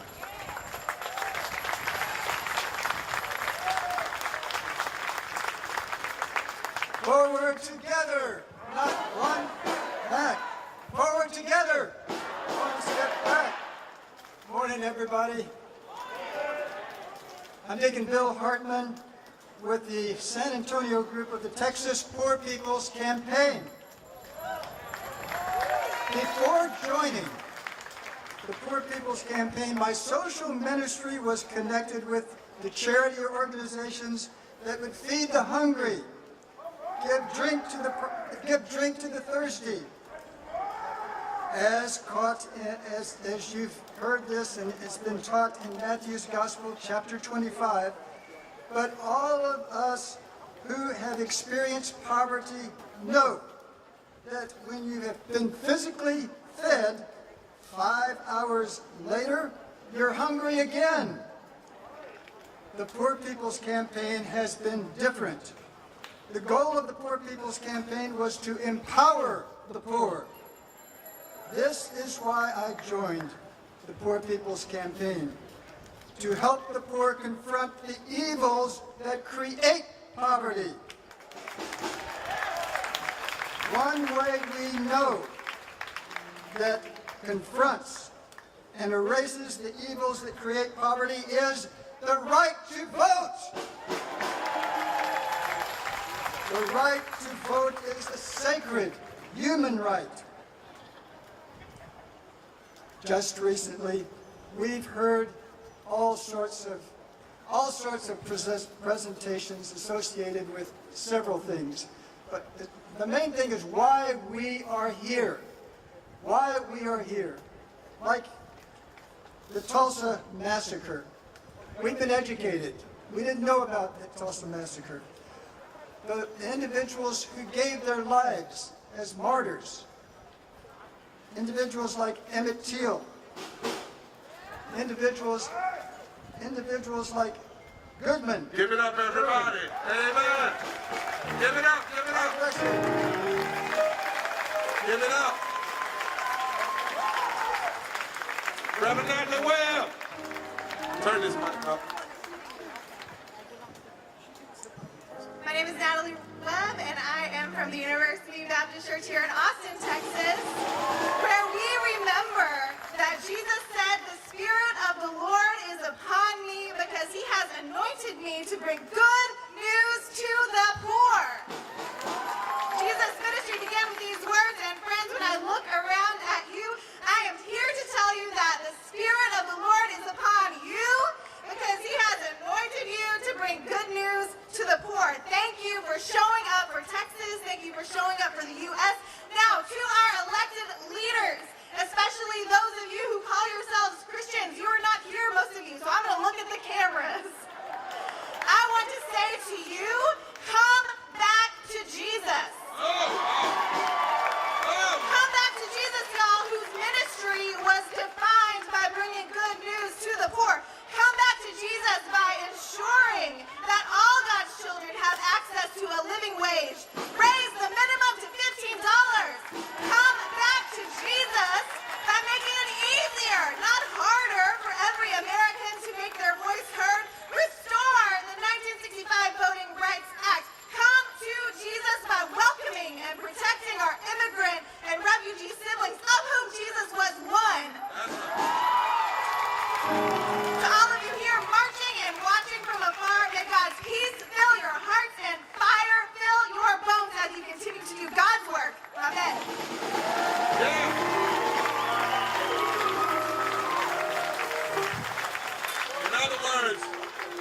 Tell all the, turn this mic up. Tell all the politicians, stop putting your hands on the Bible and swearing yourself in the office without reading the Bible and knowing what it really says about y'all. We want to have another one of our Muslim sisters to come and represent that faith in this community. As you all see, we have impacted people and religious leaders from here. See, too often when folk claim to be nationalized or something, they come to the state and they have all these folk that are not even from the state to speak. That's not how you do it. You let the people hear, and you should always start with the impacted people. I'm so sick of going to rallies where the only folk that speak are the people trying to speak for folk. Somebody shout, I got a voice, and we shall be heard.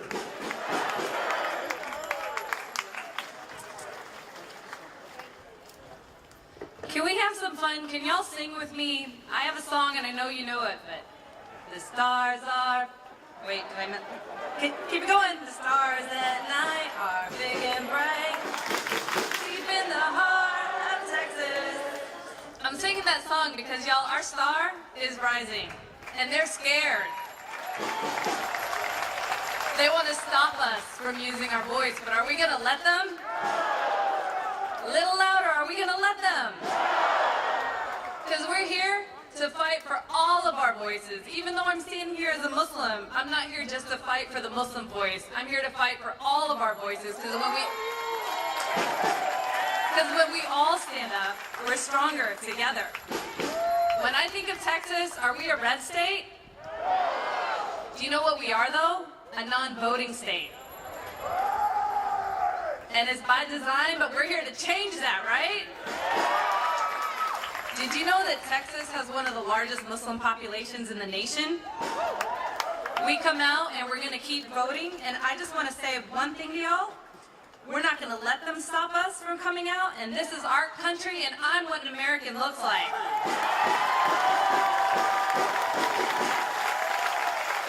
Brother Malcolm said, I learned early in life that if you want something, you gotta make noise for it. So let me hear y'all make some noise. Make some noise! Let's get out there, y'all.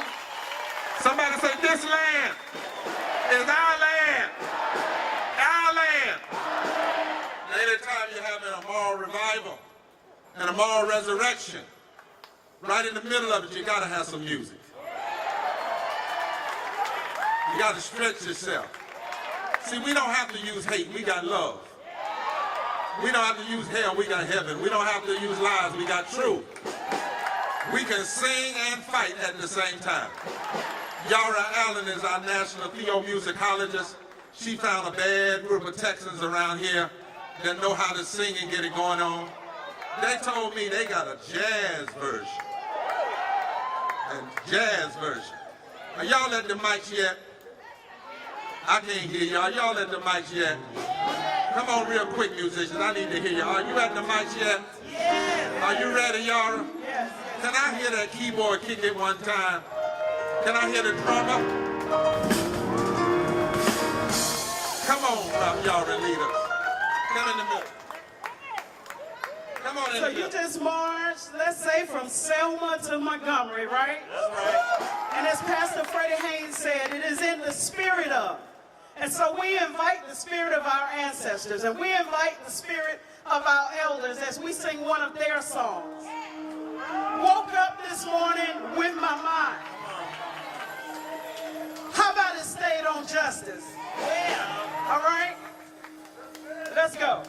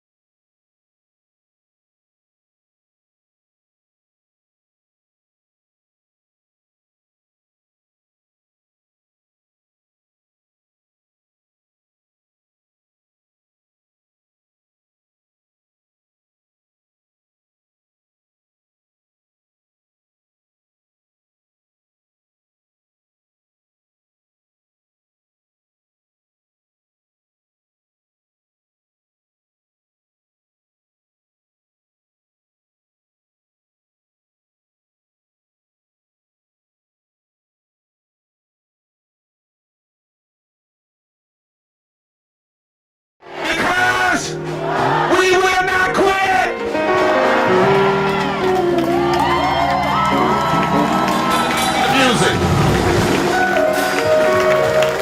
Now we have exactly 12 minutes and exactly 7 speakers, and they got to give 1 minute and 15 seconds.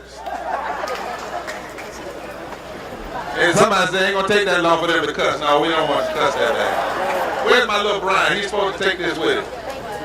We want to invite them to come. I'm gonna call all their names.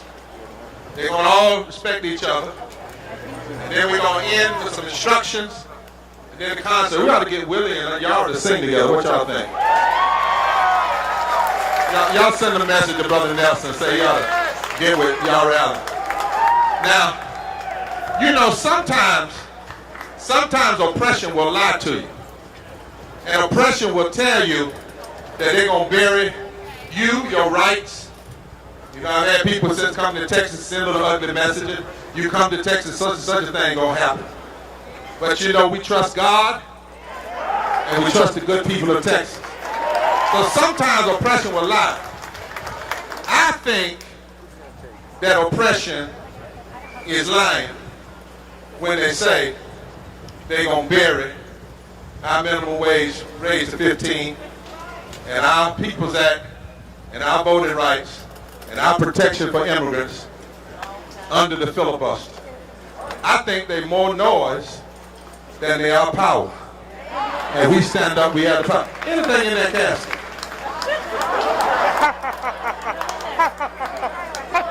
I knew they was lying. Ain't nothing in there. Ain't nothing in there. They so bad. Ain't nothing in there. Ain't nothing. We ain't come out. Anything in there. Get out of there. John Brown and voting rights ain't done got up. Justice has already got up. Living wages has gotten up. Because you cannot keep good down. Truth crushed to the ground shall rise every time. So we want these to come in this order. Barbara Arwine, great U.S. attorney. Mimi Marzena, Texas Civil Rights Project. They're going to talk to us from a good perspective. Former Secretary of Housing and Urban, Julian Castro. Cliff Albright, or Donna, which one are here from Black Voters Matter? And we thank God for our dear sister, Brown. And then Julio Acosta from the Reform Immigration for Texas Alliance. Then we're going to have Brother Mark Thompson, one of the great radio personalities in the country. And then none other who's been following us all week everywhere, Roland Martin. A good old Texas boy. Y'all come on and give your best 115 and tell the story.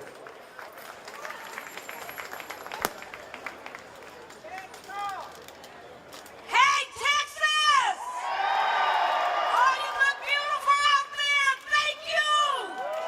You know, I'm Barbara Arwine, and I am the president of the Transformative Justice Coalition.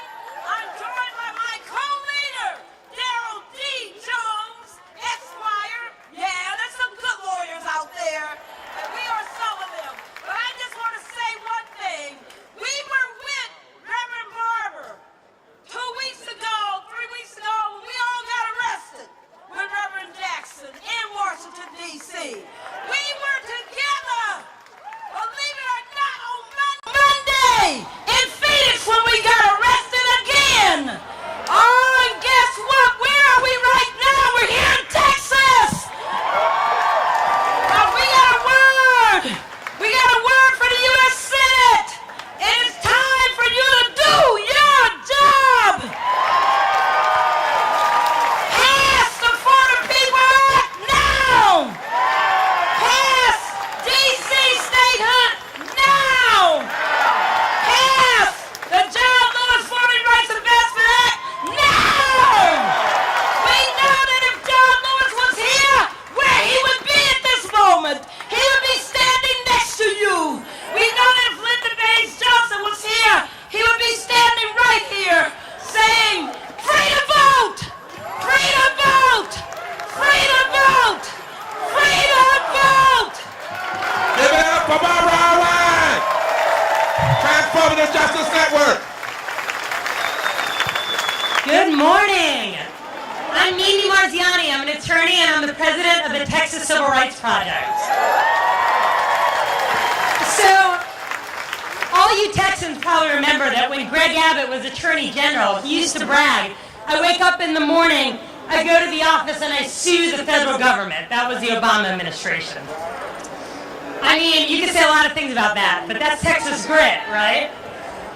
So with that sort of grit, why is Abbott so afraid of letting Texans vote? Over the last 10 years, Abbott and his allies have worked time and again to make voting more difficult for every single one of us, but especially for people of color, young people, folks with disabilities, and folks with less money. Why? Look, I identify with that sort of Texas spirit that Abbott claims to have. I'm plucky. I'm independent. I mean, hell, I get up in the morning and go to work and sue the government. Just the one that Abbott now runs. So let me tell you from my front row seat what's going on here. Years ago, the people leading Texas made a cynical calculation that faced with explosive population growth, with people of color and young people, that they would rather barricade access to the polls than hear what the people have to say, what you have to say. And history tells us what we have to do when states work to subvert democracy. Federal reform. That's why it's so damn important you're here today, and that's why we need federal reform, not next year, but next month. Thank you all. That's right. Everybody shout, we need federal protections. Mr. President, Madam Speaker, Senate Leader, Democrats, we need federal protections. Now. Bishop Barber, thank you so much for coming to Texas and organizing such a spectacular march and rally. Gracias. Thank you. I know it's hard for politicians to stick to a minute, but I'm going to try. You know, just a couple of days ago, it was reported that the Biden administration had worked with Congress to get a groundbreaking infrastructure deal done. And in the write-up of its success, they said that the administration had had over 300 meetings pushing the House and the Senate to pass their infrastructure deal.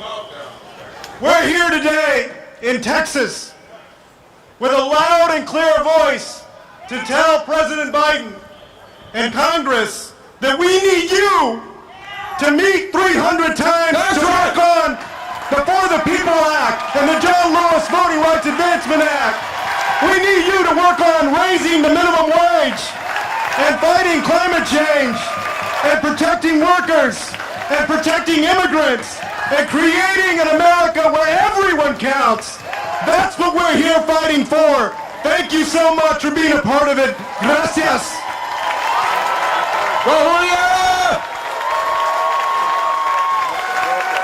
Don't y'all like coming here so you can find out the truth? I didn't know they had 300 meetings on the infrastructure. Where are those 300 meetings on voting rights?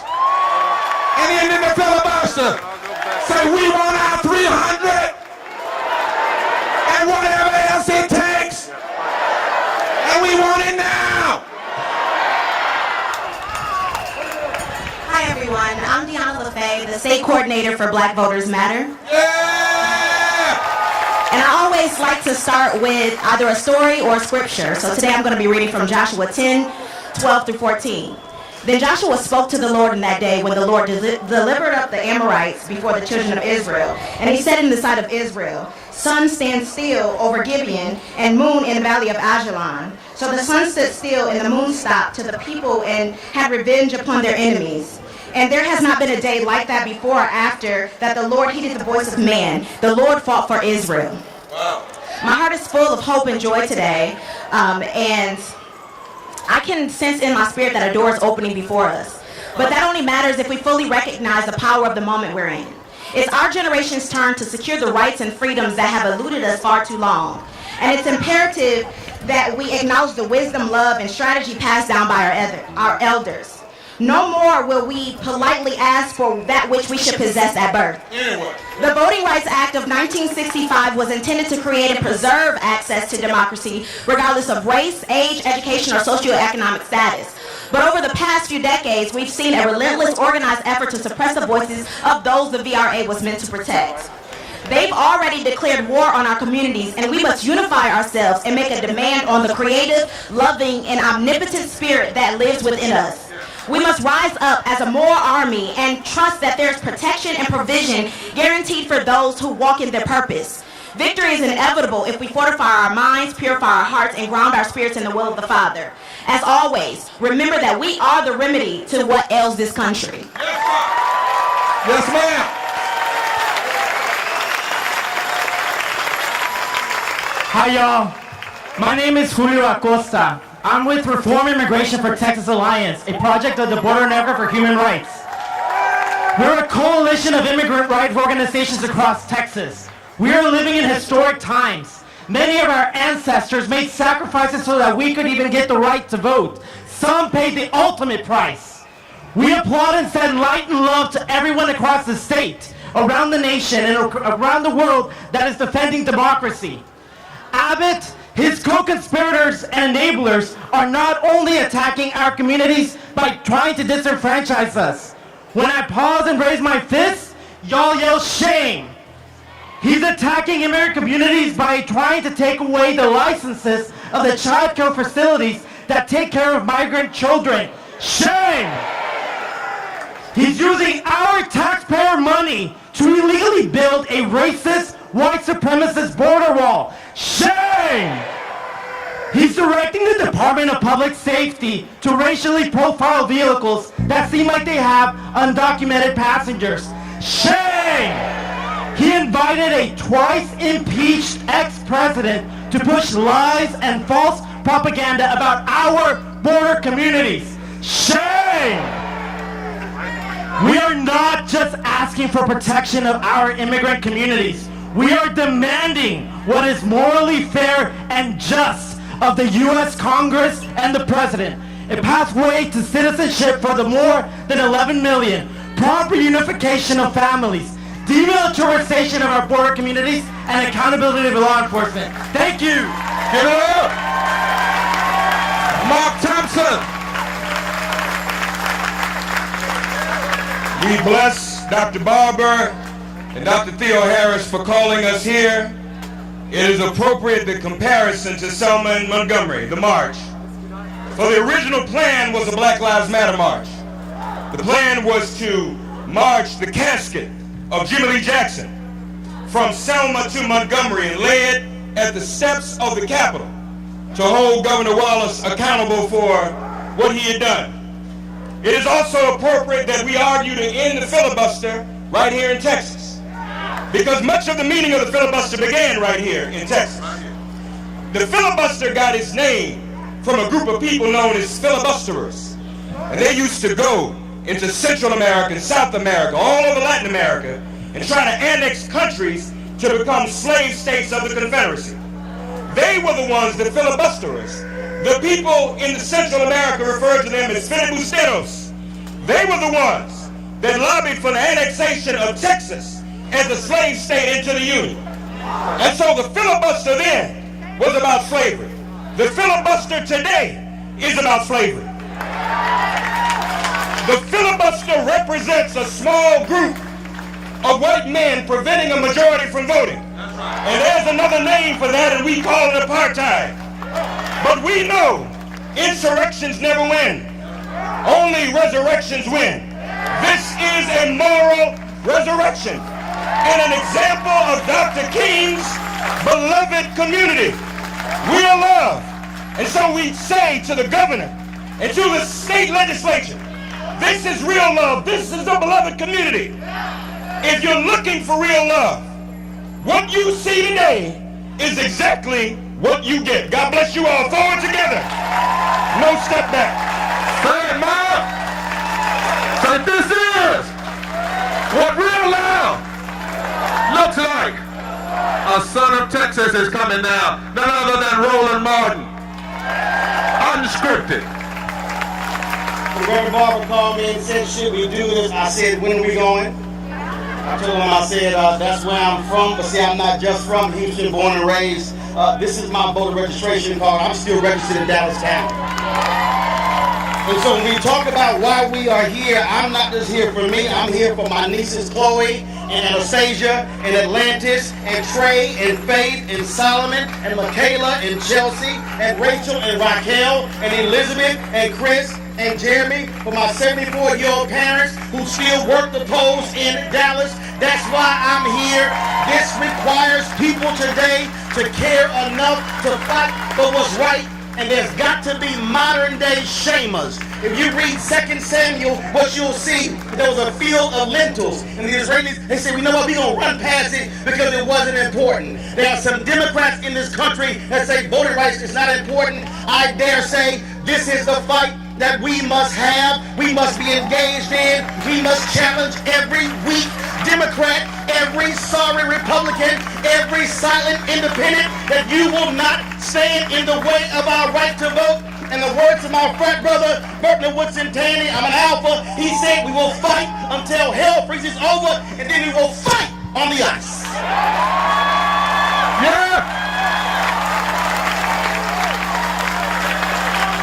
Say we will fight until hell freezes over. And we'll fight on the ice. My brothers and sisters, now we must go from rally on stage, rally and resurrection to continuing. Because you never get up out of a grave, on the stage please. You never get up from the grave and then stay in the graveyard. You always get up so you can go back to work and do more of what you were doing before you died. I know some of them you tried to during the pandemic, but look at you now. Turn this mic on. Look at you now. And if you want to keep up with what's going on, go to www.poorpeoplescampaign.org, because we're serious. If they don't get this done, Barbara Arwine says you shouldn't even have a recess until you do right. No recess till you end the filibuster. No recess till you pass all the provisions of the For the People Act. No recess till you restore the Voting Rights Act. No recess till you raise the minimum wage to 15. No recess till you have permanent protection for all undocumented. No recess until you restore protections against evictions. No recess until you deal with reparations. No recess. We're tired of you staying and working for the corporations and the U.S. Chamber of Commerce and treating the corporations like people and the people like things. And so there's a moral resurrection happening.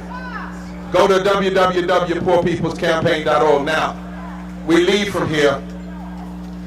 Over 1,000 clergy, low-wage workers are going to be in deep Texas. This mic is going out. Some from Texas on Monday. And we are committed to engage in moral, direct action. One of the largest ever in the history of the country. If that's what it takes.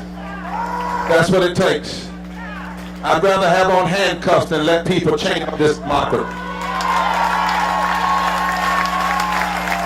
Give me this mic, Anthony. I'd rather sit in jail than to watch them chain down living wages and block rights for our immigrant brothers and sisters. Just like COVID, you don't take an aspirin for COVID, we can't take a narrower bill for voting rights. We need a full antidote. A full vaccine against racism and classism and retrogression. I want to ask a diverse number of the speakers to come up behind me because I want to say something before we bring on our brother Willie Nelson. If you want to text to know what's going on, text Moral, M-O-R-A-L, to 38542. That right, Liz? 38542. Come on up. I want y'all to give it up for Brother Beto. God knows. And you don't have to be partisan to send a little piece of money to his group that's trying to protect those legislators and fund them being able to stay up there. Yes. Text Moral, M-O-R-A-L, to 38542 or go to www.poorpeoplescampaign.org. Does it look diverse behind me, black and white and brown? Let me have this is the America they're afraid of, and I think we ought to help realize their fears. Because you know what? If we do it with love, some of them might come on over and let us love them in the right way. We not only look for resurrection, give me a towel, we look for redemption. We don't hate individuals, we hate the evil policies. And there it is possible. Lyndon Baines Johnson wasn't always on the side. And his daughter we talked about this, voting rights, he wasn't. He told King and them to go give him some power. He come from Texas. He lost friends because he decided to stand up for the Civil Rights Act. Russell in Georgia turned on him like a dog. Russell was the white supremacist out of Georgia. They said, come on, Lyndon, you're from Texas. But Lyndon said, but I got to see God one day. And I ain't going to see God. You know, I might have some personal faults, but I'm not going to see God and not do right when it comes to justice and voting rights while I got the power. What if we had listened to him on poor people? What if we had really finished the war on power? And so as we get ready to bring on Brother Willie, and Brother Willie, I got to fist bump you because I love you. My brother Frank Jones told me to tell you hello, and I hope you and Yara come up here. I want to do one song. I hope Willie will jump in a moment, but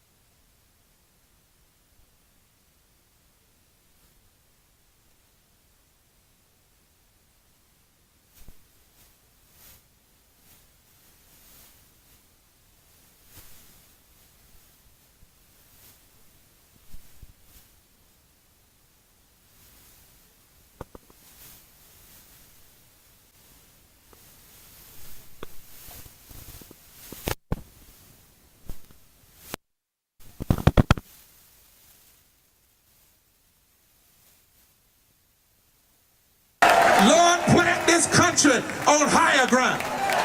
Plant the Senate on higher ground. Plant America on higher ground. Plant the Senate on higher ground. Plant the President on higher ground. Plant Brother Beto on higher ground. Plant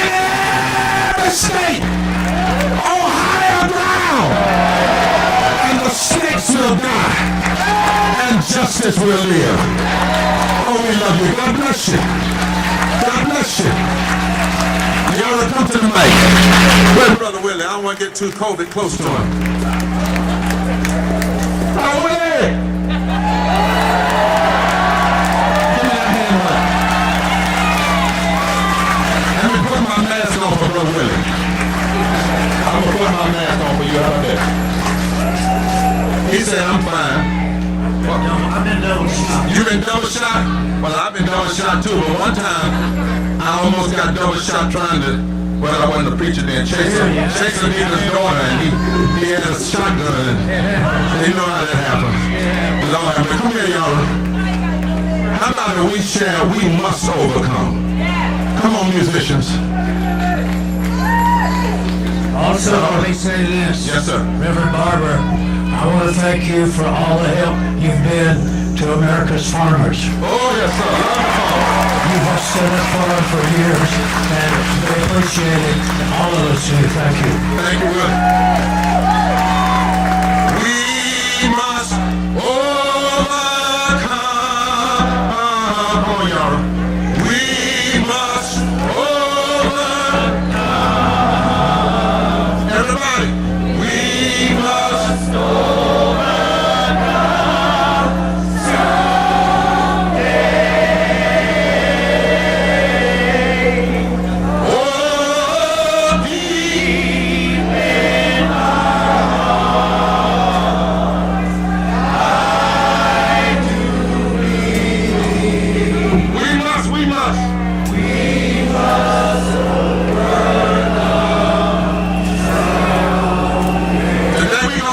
One more time. We must overcome. We must overcome. We must overcome someday.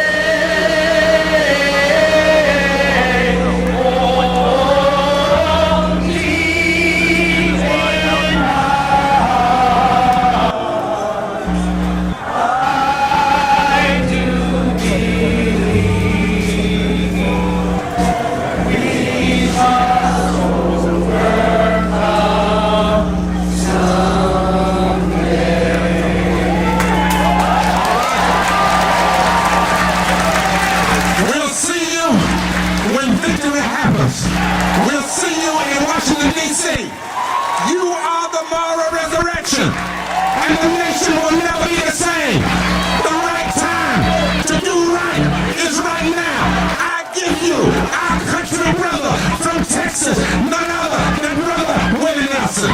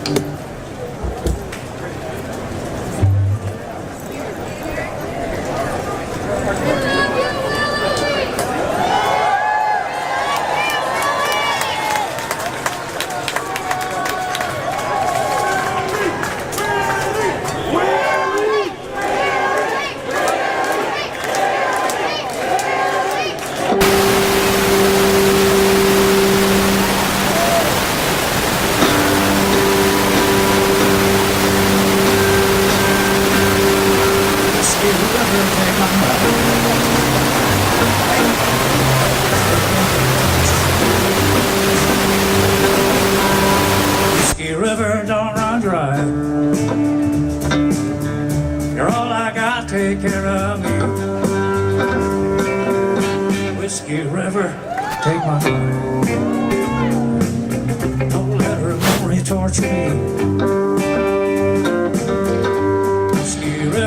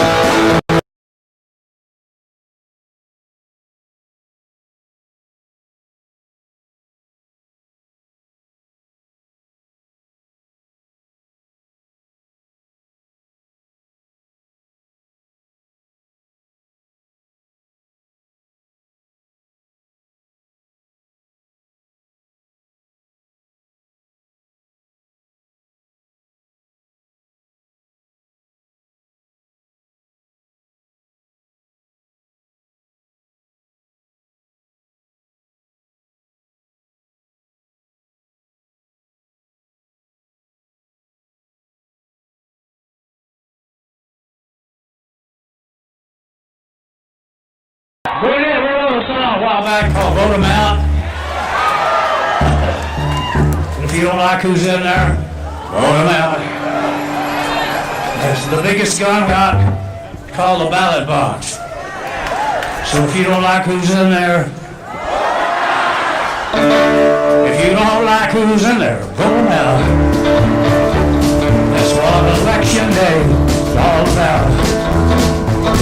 The biggest gun we got called the ballot box. If you don't like who's in there, vote 'em out. Vote 'em out. Vote 'em out. When we're done, we'll sing and laugh and shout. We'll run some new ones in. We'll start the show again. But if you don't like who's in there, vote 'em out.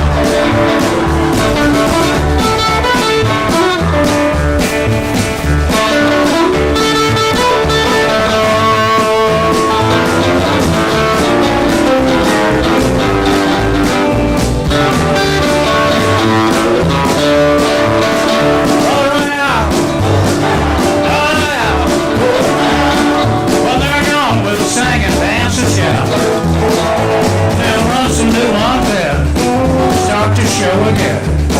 And if you don't like who's in there, if you don't like who's in there, roll it out.